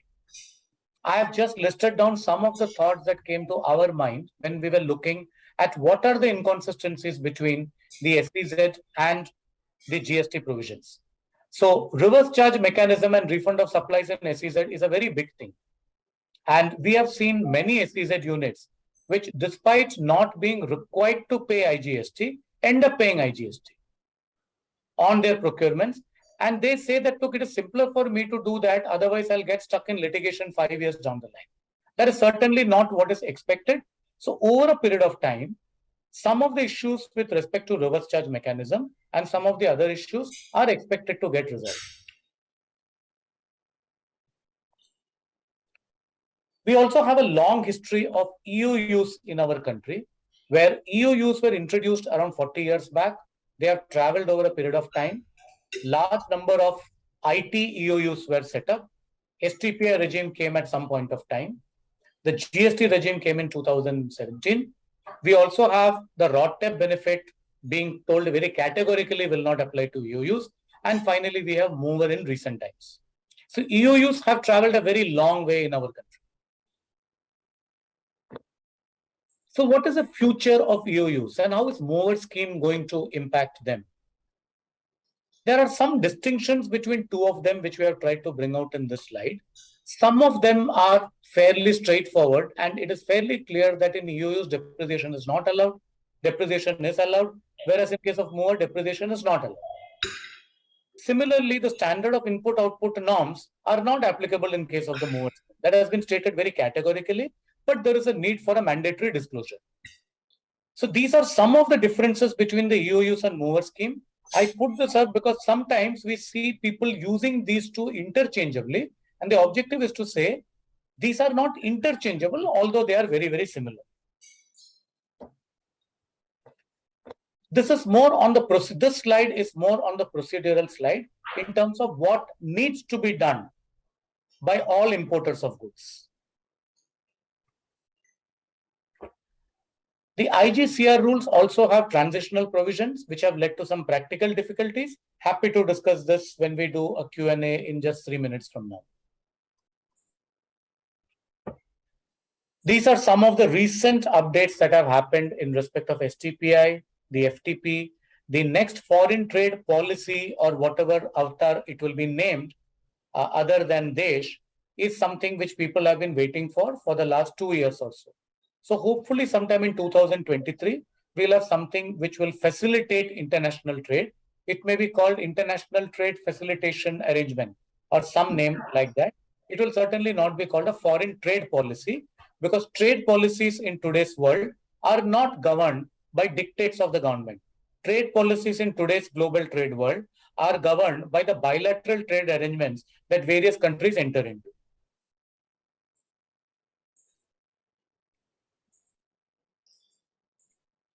STPs have also been set up. An STP scheme in India has worked to a very large extent, possibly much better than the EOU scheme.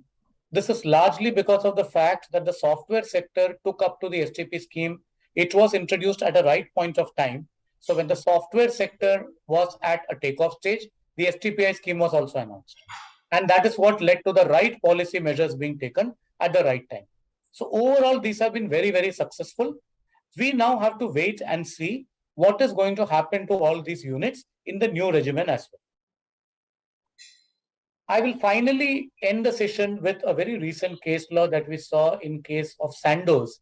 And the reason why we picked up only this one case law was because it was extremely interesting, and it was very interesting to see the manner in which Supreme Court went around this decision.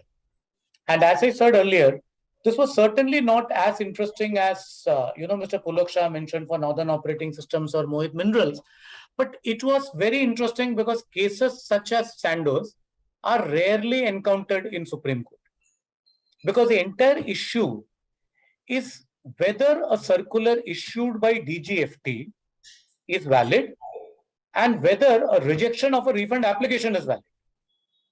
And Supreme Court in this case finally said that, look, you cannot claim a refund of the terminal excise duty, which is understandable. But the manner in which they went about it, including adding a caveat by saying that you can avail the entitlements that a DTA supplier can, which means an EOU cannot be doubly barred. You cannot say that you can't get a TAD because you are an EOU, and at the same time say that you cannot avail the entitlements which a DTA unit could have availed. So the manner in which Supreme Court has analyzed the entire issue and passed its verdict is very, very interesting to read. Anyone who is interested in an issue such as this, I would strongly recommend, please read this decision. And this again is not an old decision, it's a recent decision. So that is all I had for the day. So thank you to everyone. If there are any questions, I'll just turn off the slides and we can certainly discuss this.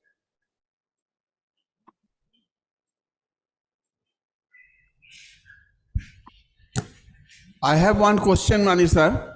Well, you are too learned to ask questions, sir. I should be asking you questions. I don't think I have the capacity to answer your questions. No. You have certainly. I just wanted to know about the income tax pattern of these desk units. Is there any decision has been taken? Because ultimately, this SEZs is becoming not so much effective because of withdrawal of the income tax benefit. other benefits which SEZs normally get, these are all available to domestic tariff area units also, same. Right.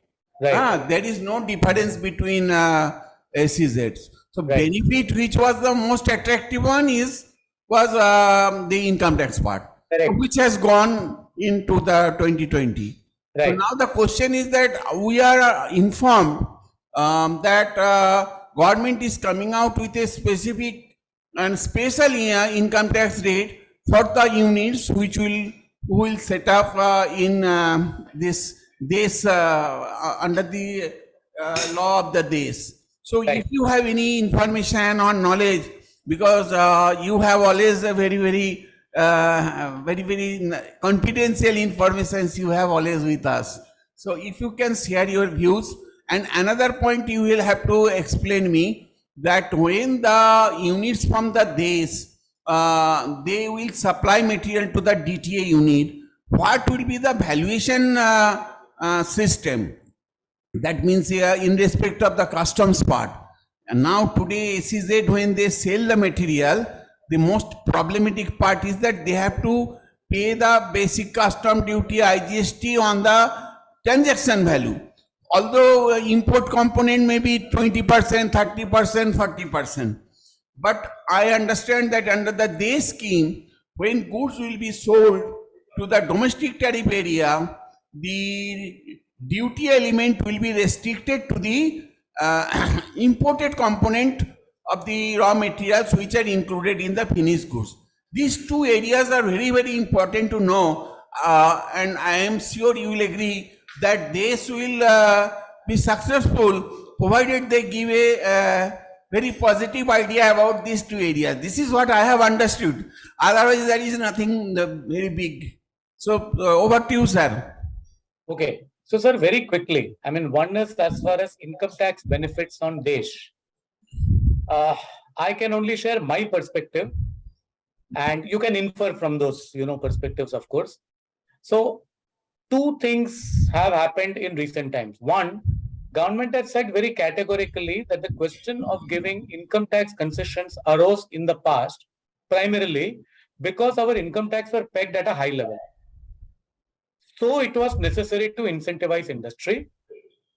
Now, over the last few years, the base income tax rates for corporates and new enterprises, in any case, has been significantly brought down. Consequently, even in respect of new units set up under the Desh law, for example, even if there is a concessional rate of tax, how much will that concession be? And will that concession be sufficient as a tipping point?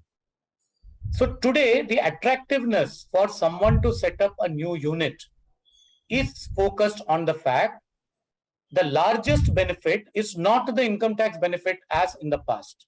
Because in the past, the greatest disincentive was an SEZ unit is primarily having to report net foreign exchange earnings.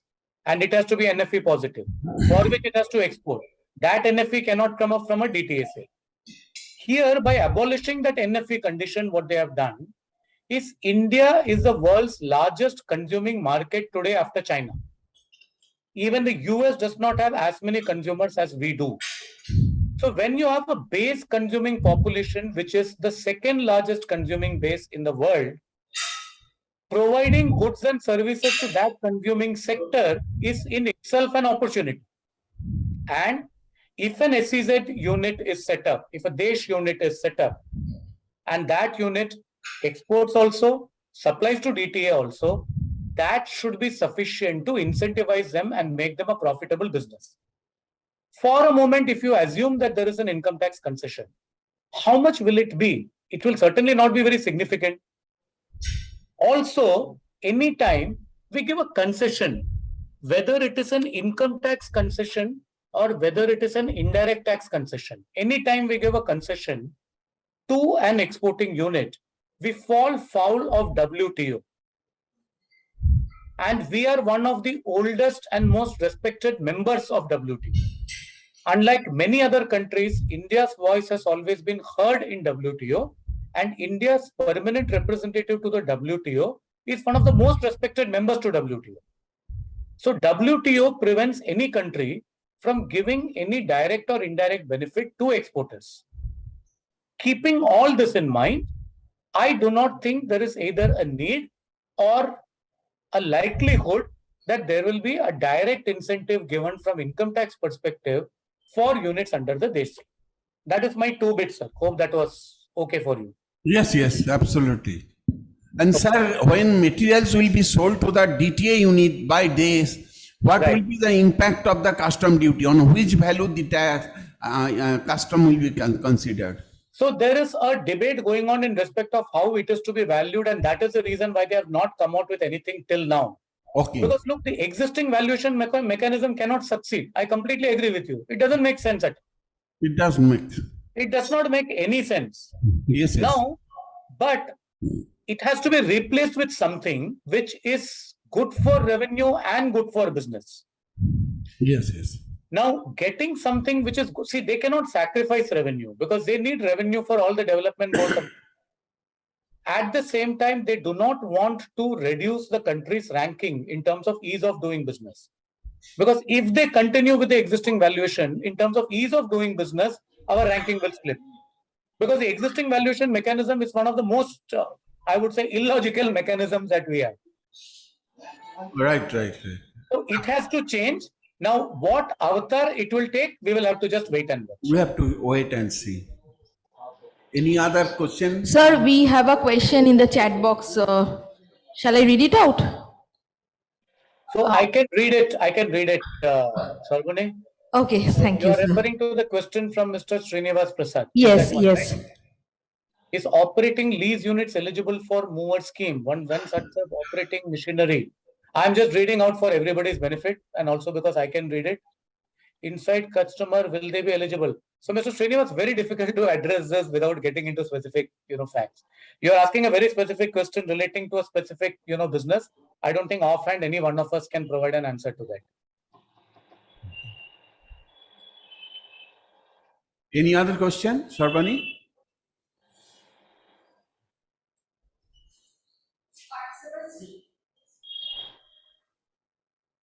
Participants online can please unmute yourself and ask the questions.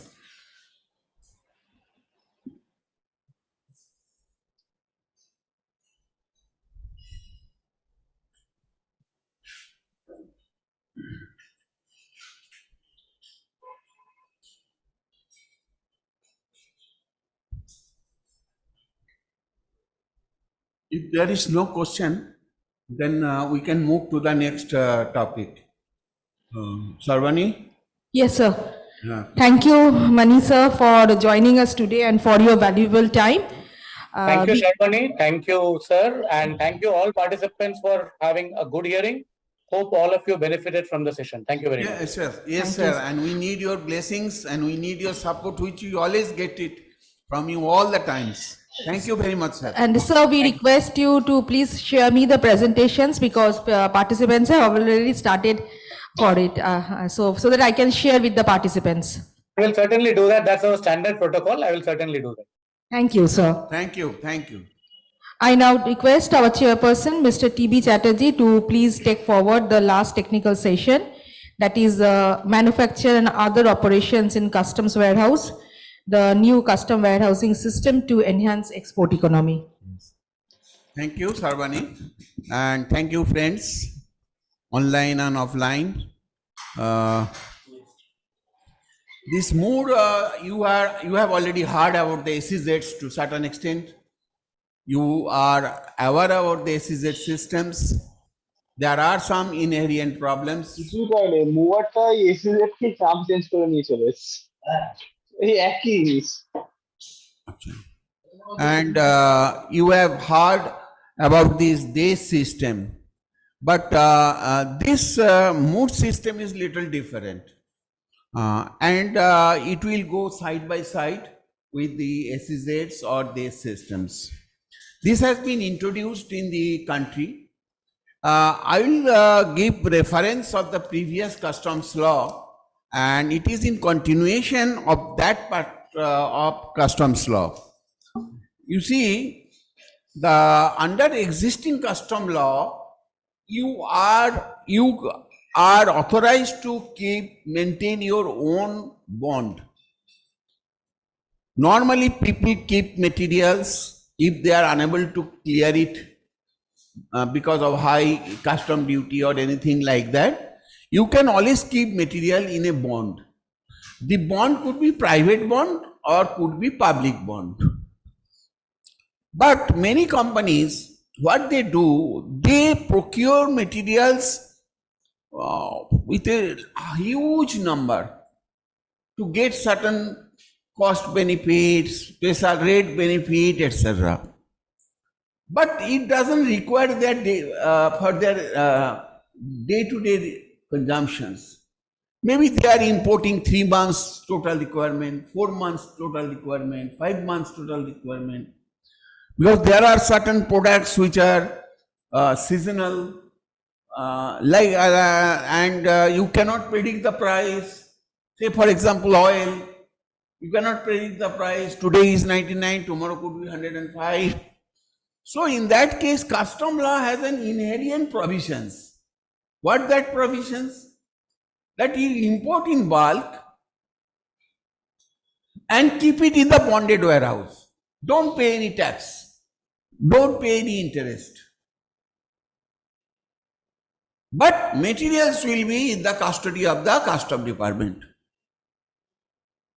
And as and when you clear the materials, partly, you pay the proportionate amount of duty and clear the material. These inherent provisions are there. It is nothing new. And I am working with these provisions for the last 40 years. So what I said, it is nothing new. It is already there. And if you do not clear your materials within a specified period from the bond, then you are to require your payment of certain interest. I have to check the interest rate. It could be around 18 to 24%. Not 24%, maximum 18%, but I need to check, I am not very sure. So first 3-4 months, you can always keep the credit material and you clear. It is much easier for you. At the same time, you can, if you buy bulk quantity, you get a special rate. Now, this particular scheme is the extension of that. Now, then government said, no, you need not to keep materials in the bond, in the government bond. You can have your own bond. So, if you have a factory, you will see many factories have a separate bonded area. And it has a separate construction, technology and specifications as per custom law. Got my point? So instead of keeping material, because if you have to keep materials in a bonded warehouse, there is a cost. There is insurance cost, there is a rental cost, because letting out bond is a business. So you can have your own bond in your own factory and keep the materials, but there are 2 keys. One key will be with the company, another key will be with the customs. So whenever you want to take materials from the bond, it is not that you can open and take the material. Then government will lose the revenue. So custom people will come, you are there, you will open it, pay the money. There is a bill of entry for home consumption. There are 2 types of bill of entry, bill of entry for home consumption and bill of entry for bond clearance. Okay. When you take the materials and keep in the bond, that time a separate bill of entry is to be used. These are all similar. Now, this particular policy which I am going to discuss, it is not that so much amplified in this part of the city or in this part of the country, and that is why I have considered it. Now, SEZ has certain issues. 2 important issues I have explained you, for which all SEZs are practically not working. SEZs had lot of disadvantages. What disadvantage? SEZs even today are allowed to sell materials in the DTA. And you need to have only $1 extra in terms of net foreign exchange earnings within a period of 5 years. Okay? So nothing great. The problem is that when SEZ will supply materials to the DTA unit, that means domestic customers, they have to pay the custom duty as if the material is imported from outside the India. That means if the SEZ supplies material 100 rupees, they have to pay basic custom duty, then they have to pay the IGST, all these things as if they are importing from Korea, Japan, etc. We have no problem because they are importing materials without payment of duty. So as a result, naturally, that is meant for export. You are not exporting. You are supplying material to the DTA, I am allowing you. So therefore, whatever the country lost revenue on account of giving you remissions, you must pay that. I have no problem. The problem is that suppose in a material of 100 rupees, you are importing 30 rupees. 60 rupees worth of materials you have procured from domestic, which is not a problem. Are you getting my point? Say packing containers. Would you bring it from other country? No, you do not need import. And in India, most of the items are already available. So I will import only when there is a price difference. Therefore, I am importing, say, for example, 30% basic materials. 70% materials I am procuring from domestic. So 100 rupees material. But when I am supplying it to a DTA unit, I have to pay the custom duty on the full value of 100. Are you getting my point? Although the import component is only 30 rupees, government lost revenue only on 30 rupees. Are you with me? This is a major problem. I am handling a very big case, very big case, 5,000 crore company, Calcutta based company, to change the valuation rules. Now, under this new system, MOOWR, if you really go into the detail, it is a very clean system. No bond, no license. You just take the approval from the custom department under two specific sections.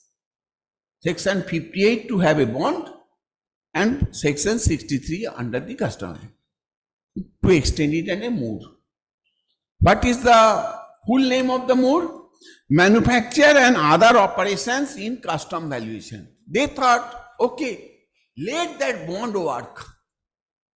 If I do the manufacturing in the bond itself, instead of bringing material from bond to the factory shop, I make the entire bond as my factory. Are you getting my point? I am making the entire factory as a bond. Materials are coming, no duty. And materials are being exported, no duty. Capital goods, you bring it, no duty. Whereas in case of a domestic area, if you bring capital goods, you can without payment of duty. That scheme is called EPCG scheme. You have to export 6 times of the duty saved in a period of 6 years. If you cannot, then whatever tax benefit you have taken on EPCG, you have to refund with interest. Suppose you are bringing a capital goods of 100. Tax component is say 20. Fine. In a domestic company, you can take these capital goods without payment of duty of 20 rupees. But you have to give a commitment that I will export 120 rupees of goods in a period of 6 years. In case of a MOOWR, no problem. You import capital goods, I'm telling you in a very short matter. You bring capital goods, you bring raw materials from outside, no payment of tax. You export, no payment of tax. Yes, if you manufacture in the bond and sell it to the domestic industry, you have to pay custom duty because on imported material you have not paid any duty. Are you with me? On imported capital goods you have not paid any, but the advantage is that no 6 times duty saved to be considered for your export. Even I have seen that under MOOWR, you can buy entire capital goods without payment of duty. And you go on manufacturing and selling only to the DTA. And the tax you have to pay only on the import component of the materials on which government has lost the revenue. When you have to pay, sir? Sorry? When you have to pay that? At the time of clearance. So long you do not clear, you use it for your exports, no question of payment. So how to identify the valuation for capital goods? For example, I have No, you are importing a good, I have imported capital goods. so you have the value. I have the value, and So- now the asset will run over 10-15 years. Sorry, yes, And I have been producing the products and Yes. removing the same on regular basis. to domestic tariff To area. domestic tariff area. You have not to consider any duty element in the valuation at all. No duty is to be No paid. duty is to be paid. Although you are using the imported capital goods without payment of duty, that is why I am just trying to tell you that duty on the capital goods will not to Only at the time of sale of scrap as capital goods, then we have to pay that time your valuation will be the original. original value. Is it clear? So once you sell the capital goods, then Capital it will always goods. be a liability. It is only a deferred liability. He has correctly said. Suppose, sir, I don't scrap But at if all. you want to scrap and export it, suppose a capital goods you have used it 15 years, you have not paid any duty, and after 15 years you have found that the capital goods are not of any use. So you have decided, okay, I will sell it to the domestic. In that case, you have to pay custom duty on the original value. But if you decide, no, I will export it to some other country, to some other person as a second-hand machinery. In that case, there is no question of duty payment. And whatever the value you are getting as transactional value under section 14 of the Custom Act will apply. Is there any clarity on sending these critical machines? For repairing and yes, 100%. Yes, you have to pay duty, and then when it comes back, there will be duty reversal. So this mooring benefit, moor system, it has got a huge advantage. No question of SEZ approval. You can have this moor facility any place in the world. In fact, in first floor you can keep a moor. Second floor you can keep a domestic tariff area. Third floor you can use at a SEZ. Whereas SEZ should always be in a demarcated place. SEZ and DTA cannot run side by side, isn't it? SEZ, I have set up a SEZ, very big SEZ in my company where I used to work in Ports India, that is DIC India Limited today. 500 crores worth of SEZ unit I set up in Dahej in Gujarat. So from land acquisition to machinery installment I have taken care as the executive director.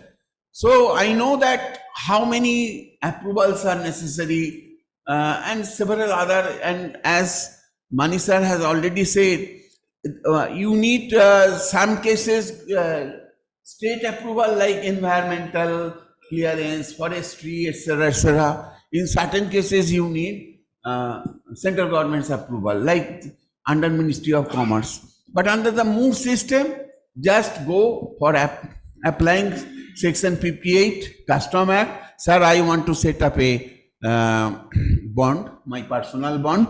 Yes, fine. Next day, sir, I want to convert this bond into a MOOWR. Sign. Bas. No bank guarantee, sir. One day, in India, nothing one day, but this is a, yes, I can say if you have a proper title of the property, if there is no dispute, it could be settled within 1.5 months. What else is there? Properly, first of all, another under MOOWR system, it is not required to have a covered place. Suppose you have taken a big land. Only thing is that it should have a proper separation through wall. So a big land, many manufacturing activities are done in open area. I have seen this iron ore. You have seen iron ore, big iron ore. Okay, in my company, beside my company, I found there was a huge land. And there are many cranes. So there was a huge iron ball. They used to, through magnetic pressure, they used to take the ball and putting it on the iron ore. And it was just destroying or breaking the whole iron. So like this sort of business are also there. So under MOOWR system, it is clear, you need to have a separate boundary, because you are keeping a duty-free raw material, duty-free capital goods, but that doesn't mean that you need to have a covered place, you need to have a roof or anything like that. Customs authority. Commissioner of Customs. Any bank guarantee is required? Sorry? Standard custom. No, stand of where you are reporting, where you are submitting your bill of entry. Haldia Customs, absolutely. But Haldia Customs people must be having their office in Kolkata Customs. That you can check up. No, nothing. No, nothing. That is why we have decided to discuss. People do not know, particularly the people of Calcutta. If you go to the Gujarat, you will know that they will teach me about on this matter. Only single department is there, but of course you have to take a GST approval, because whenever you are selling material, GST will be applicable, and whenever you buy any materials, you will get the credit facility, and you do not have any export obligations. There is no need for export obligation. No NAP plus, NAP minus, nothing. Not a period, and I am telling you, the income tax rate, I know that income tax rate will be 15%. So this, under this system, both this and this, the country's income tax system will be 15%, I am telling you. After within another 5 or 6 months. Yes, sir. Please guide me. I don't think so. I don't think so. No.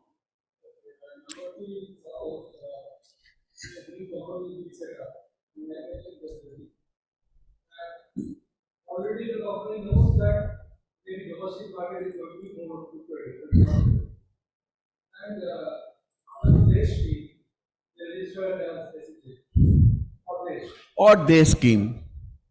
And later they denotify because it is easy for you to use.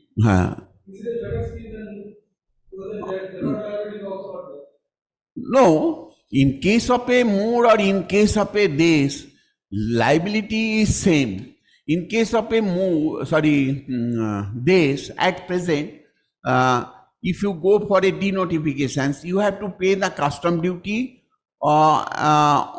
which government did not ask you to pay on account of capital goods. Okay, and so that amount you have to pay. In case of a DES, what happens? Sorry, in case of a MOOWR, what is the that you have to pay custom duty on the total value if you go for a denotification.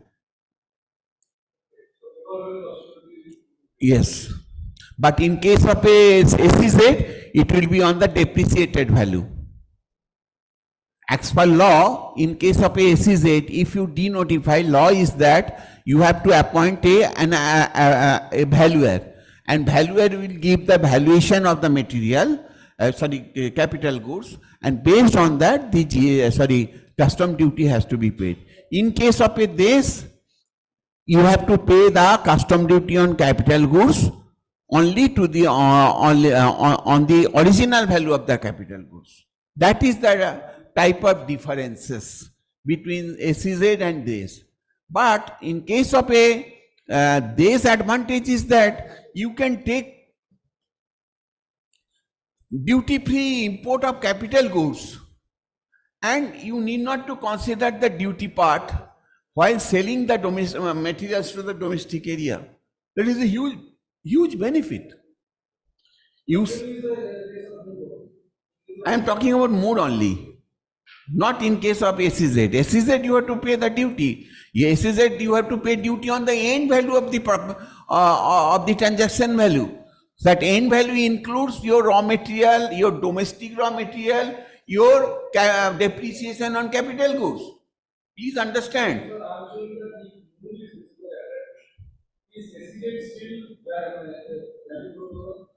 I don't think SEZ is working now. Most of the SEZs, because 15 days year are over, but those who set up the SEZ in the year, say 2010, 2012, for them 15 years are still there. Are you getting my point? Those who set up their unit in 2006, for them cream has gone, so they have closed it. Most of them have closed it. But those who have set up in 2010, 11, 12, 13, 15 years means 2028, up to 28 they can go. So those things will continue. So these are advantages. And SEZ also, you pay income tax. Although it is namesake, it is 5 years full, next 5 years 50%, next 5 years another 50%. That is that. But SEZs are all subject to payment of MAT, which was not there. It was wrong on the part of the government to impose MAT on SEZ, because when I took the approval from for setting up a SEZ in the Dahej plant in our company, the law was very clear. No MAT is applicable for SEZ. But after giving approval, after investing 500 crores in the project, then the law has been changed and it is now applicable on MAT also. So therefore, there is a doctrine of promissory estoppel. There is a concept called doctrine of promissory estoppel. So you have given me a promise based on which I have set up the company, and thereafter you are going back to your promise, which is not legally acceptable. But I did not find any company had gone to the Supreme Court to challenge this law. So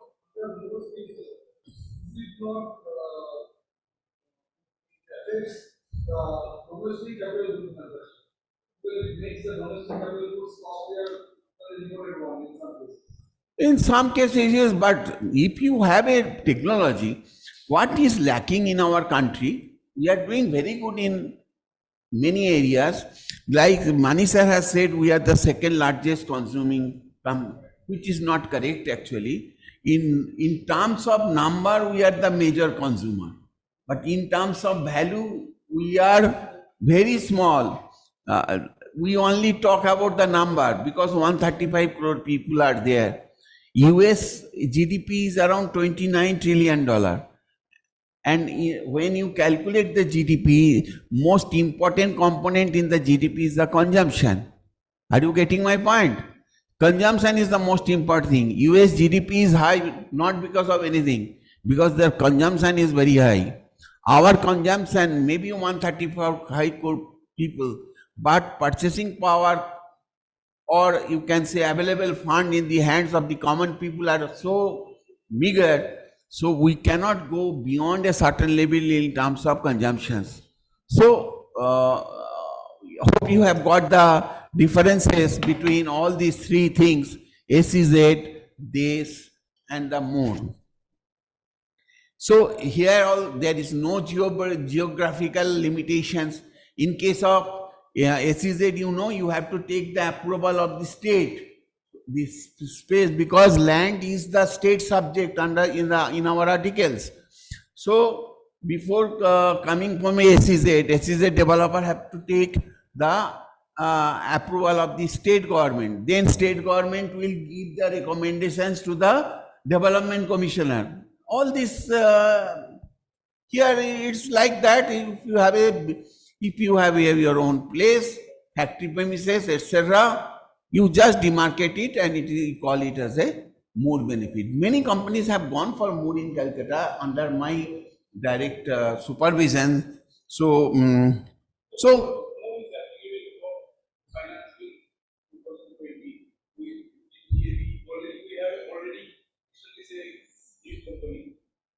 yes, you can convert it into a MOOWR. An existing running company can also be converted into MOOWR. Suppose you have a existing manufacturing places under normal systems, you can convert it to even an SEZ now can be converted into MOOWR. But that law is yet to come.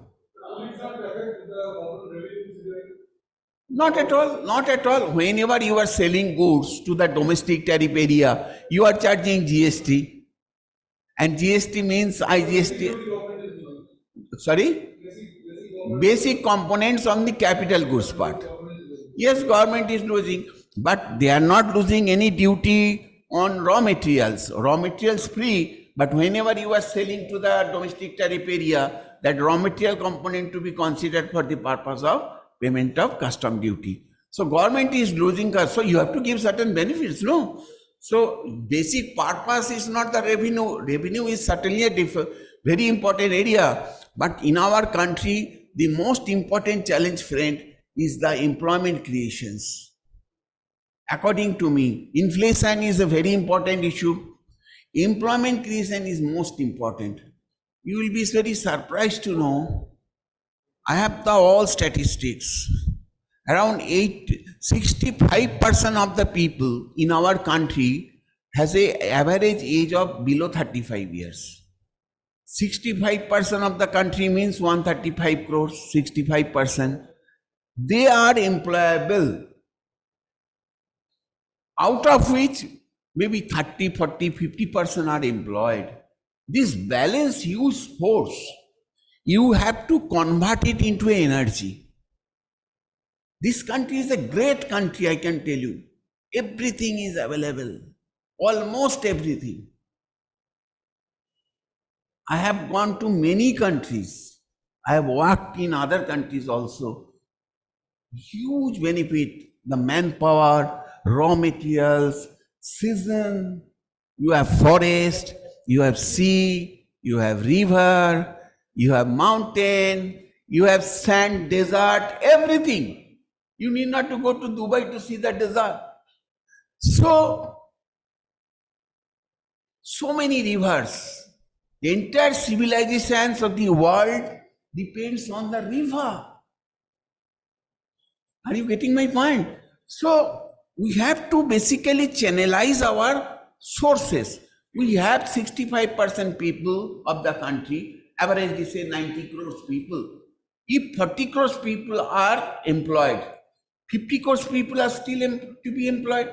If we can employ them directly, indirectly, as a self-developer or something like that, the amount of GDP will go, it will burst.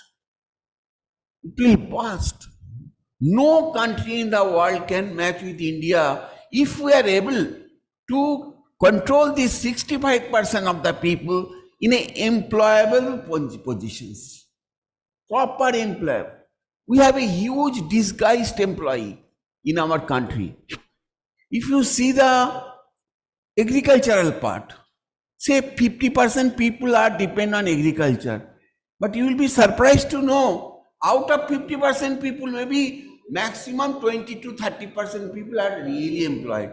Balance 30% namesake they are farmer, they have no job. Say you have a, say for 5 bigger land, you have a 5 family members today. After 1 year, you have a 6 family member. Will your land will increase? After another 2 years, maybe another 3 persons will take birth. Will your land will increase? But these people will continue to be termed as farmer. This is called disguised employee. We have to reduce that. Take the additional people who are there in the farming segment to the city, to the tier 2, tier 3, tier 4 cities and employ them in any area, employable with a respective salary. In a country's GDP, most important factor from today, you must know what is that? Consumptions. And consumption is not for we people only. Everybody is to be consumed. Are you getting my point? The country will change. So, these schemes which we are talking of SEZ has employed a lot of people. It has given, I think, 30 to 40% of the total exports of the country. It's not that it's a bad scheme. But we are coming out, government is coming out with all these schemes, not for revenue only. Revenue is a side issue. Most important issue is the employment. As Manisab has said, if I employ a direct person of one, I can give you through a solutions, problematic solutions, that you create actually employment of 5 people. If I give you employment today to any company, it doesn't mean I am giving employment to you. I am giving another 5 employment. Because you need so many people, they are employed. Those so many people who are servicing you, they also need so many people for that. So this is called, that is a specific term in economics, which is basically cascading impact, in other words, but it is not this specific term, okay? Multiplier effect. Multiplier effect. Just go and read the multiplier effect. So this is what we thought, that is why I thought to bring this. This is an Indian company, so you need not to consider like SEZ. It's a India within India. It is not, it is a custom dominated place, but it is very much in India. Okay. And valuation I have discussed with you.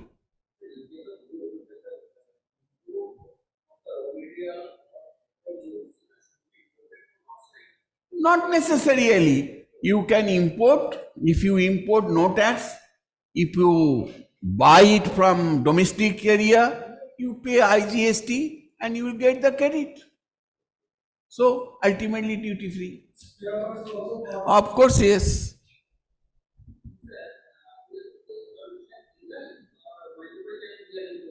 No. One license. You have to take a license. One license. 58 section and 65 section. And it is continued. It's a very, very important. It is continued for lifetime. That you are 100% correct. You have to declare each every unit as a MOOWR unit. One approval will not, because you are maybe you may maintain your SEZ separately, no problem. But if you have a say 4 different manufacturing places in the domestic, it is up to you. You can declare Calcutta is under MOOWR. Mumbai unit may be under some other domestic manufacturing unit. Another unit could be SEZ. Another unit could be UAU. All these things. Sir, Shankar Datrak from this side. Sir, actually, I have a couple of questions. One is that when we supply the goods from MOOWR to the EPCG or STPI or UA unit, so what would be the benefit available there?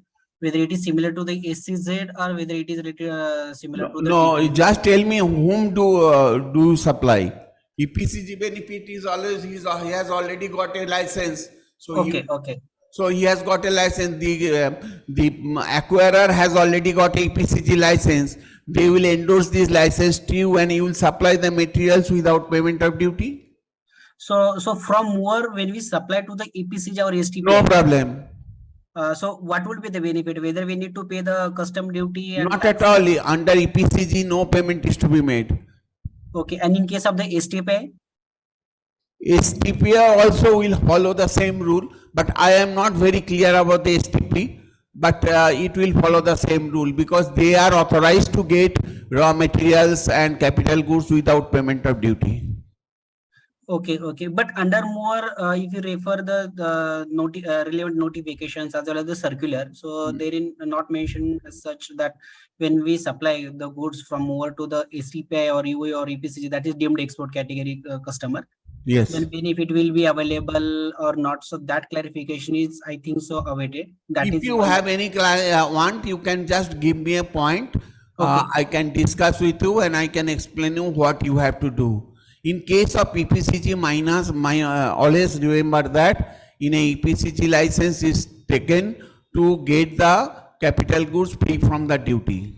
And in that case, once you have the EPCG and if you want to buy the materials from any MOOWR unit or any domestic unit, you have to give, you have to procure another document, import authorizations.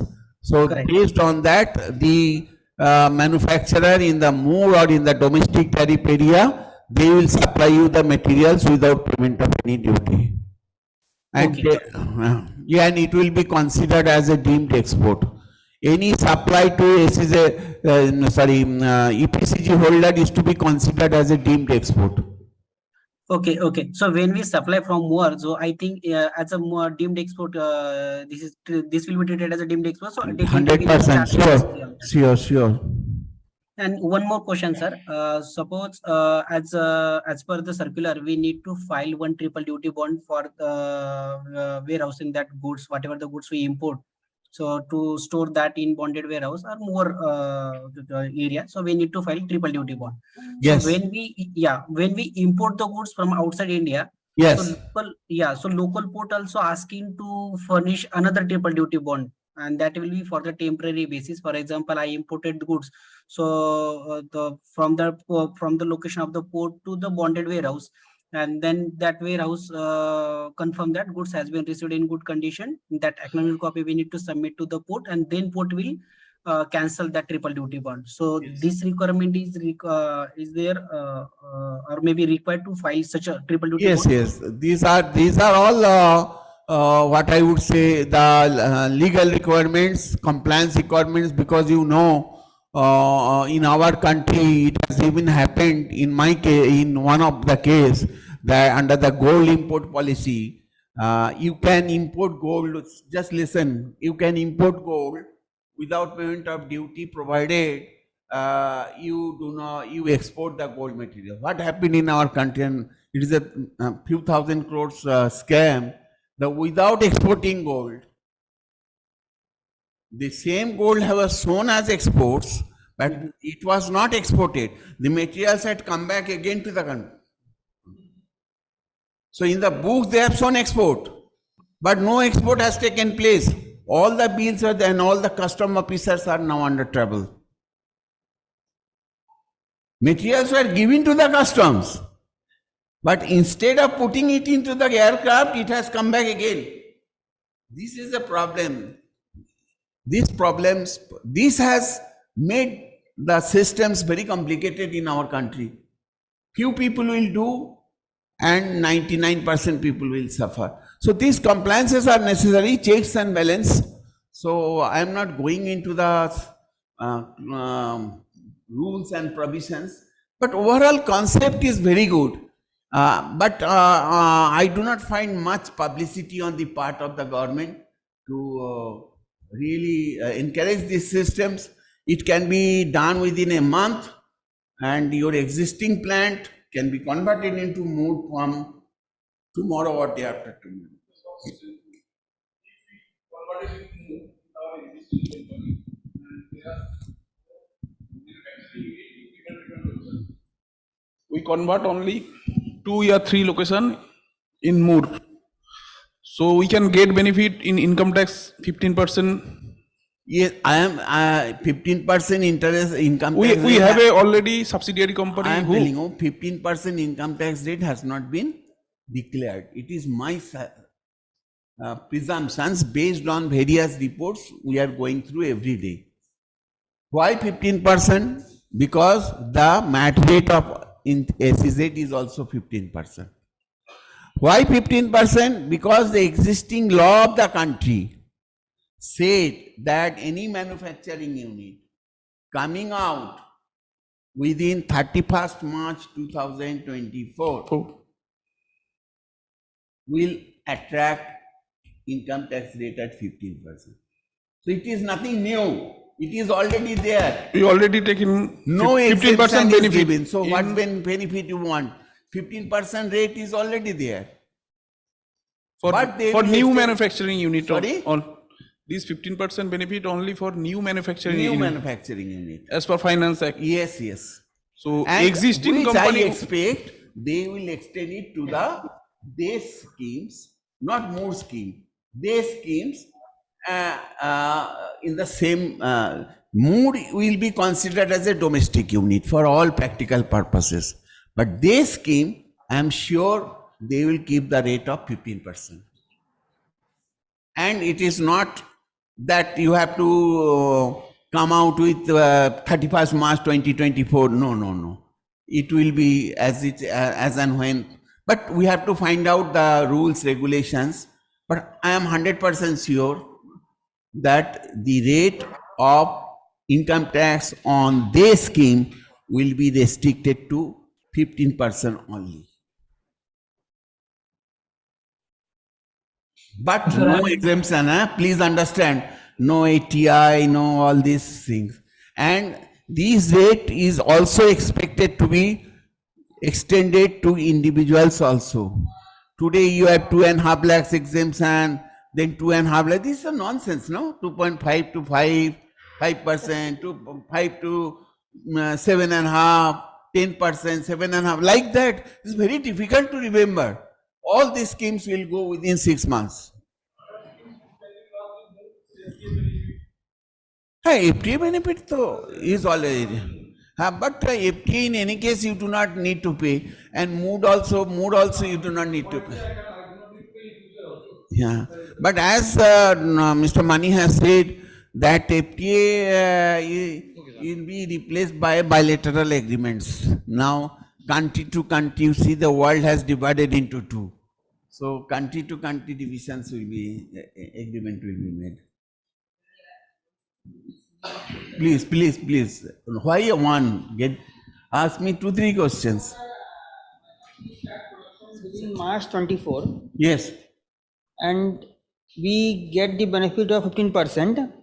Later on, we keep on adding units. Units means more facilities. No. Suppose currently I am having blast furnace. You will then get only in respect of the unit which you have set up. If you input other, then no, that is not that. I have that You have much to of have a land. separate profit and loss account, which we are habituated of making in the past period. Unit wise. I'm Satya here from Bangalore. I have one doubt on that MOOWR. When we clear the finished goods to DTA units, Yes. I have not understood what exactly the customs duty we have to pay. Whether we have to pay customs duty on the basis of transaction value or the material. At present, it is transaction value.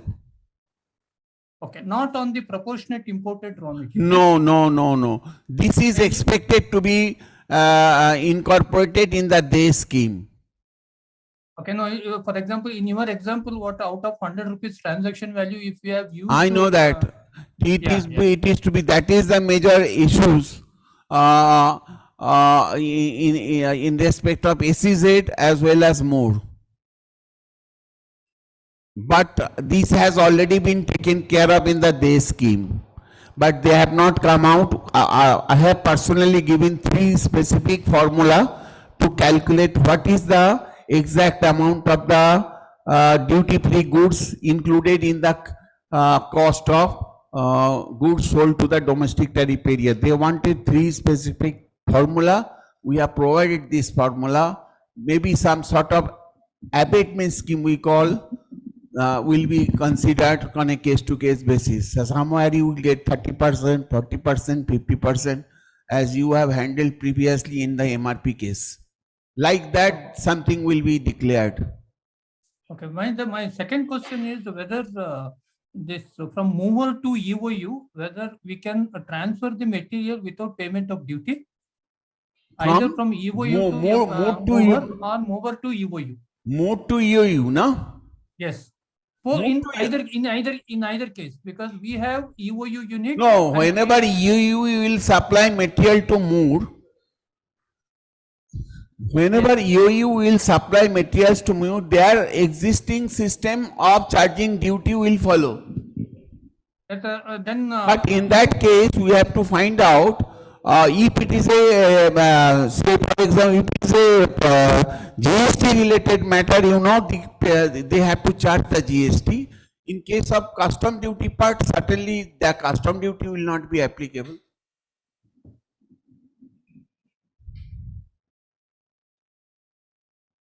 hello? Any other question?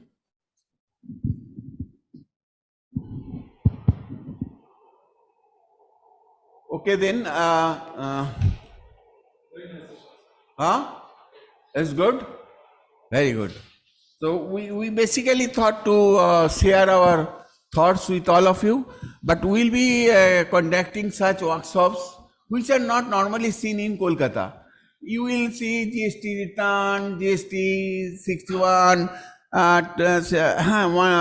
73, 74, all these type. We always try to hold discussions on some important topics which can give a lot of value to the industry. Because 3B1, GSTR1, GST2, 2B, these are all gone. Okay. So let us work for new areas. Already 5 years gone. Yes, some Supreme Court decisions are very helpful, but all these new schemes are coming, new laws are coming. So we'll try to give all those details and explanations. We'll have a fair discussions. And my request to all of you is to participate in the discussions.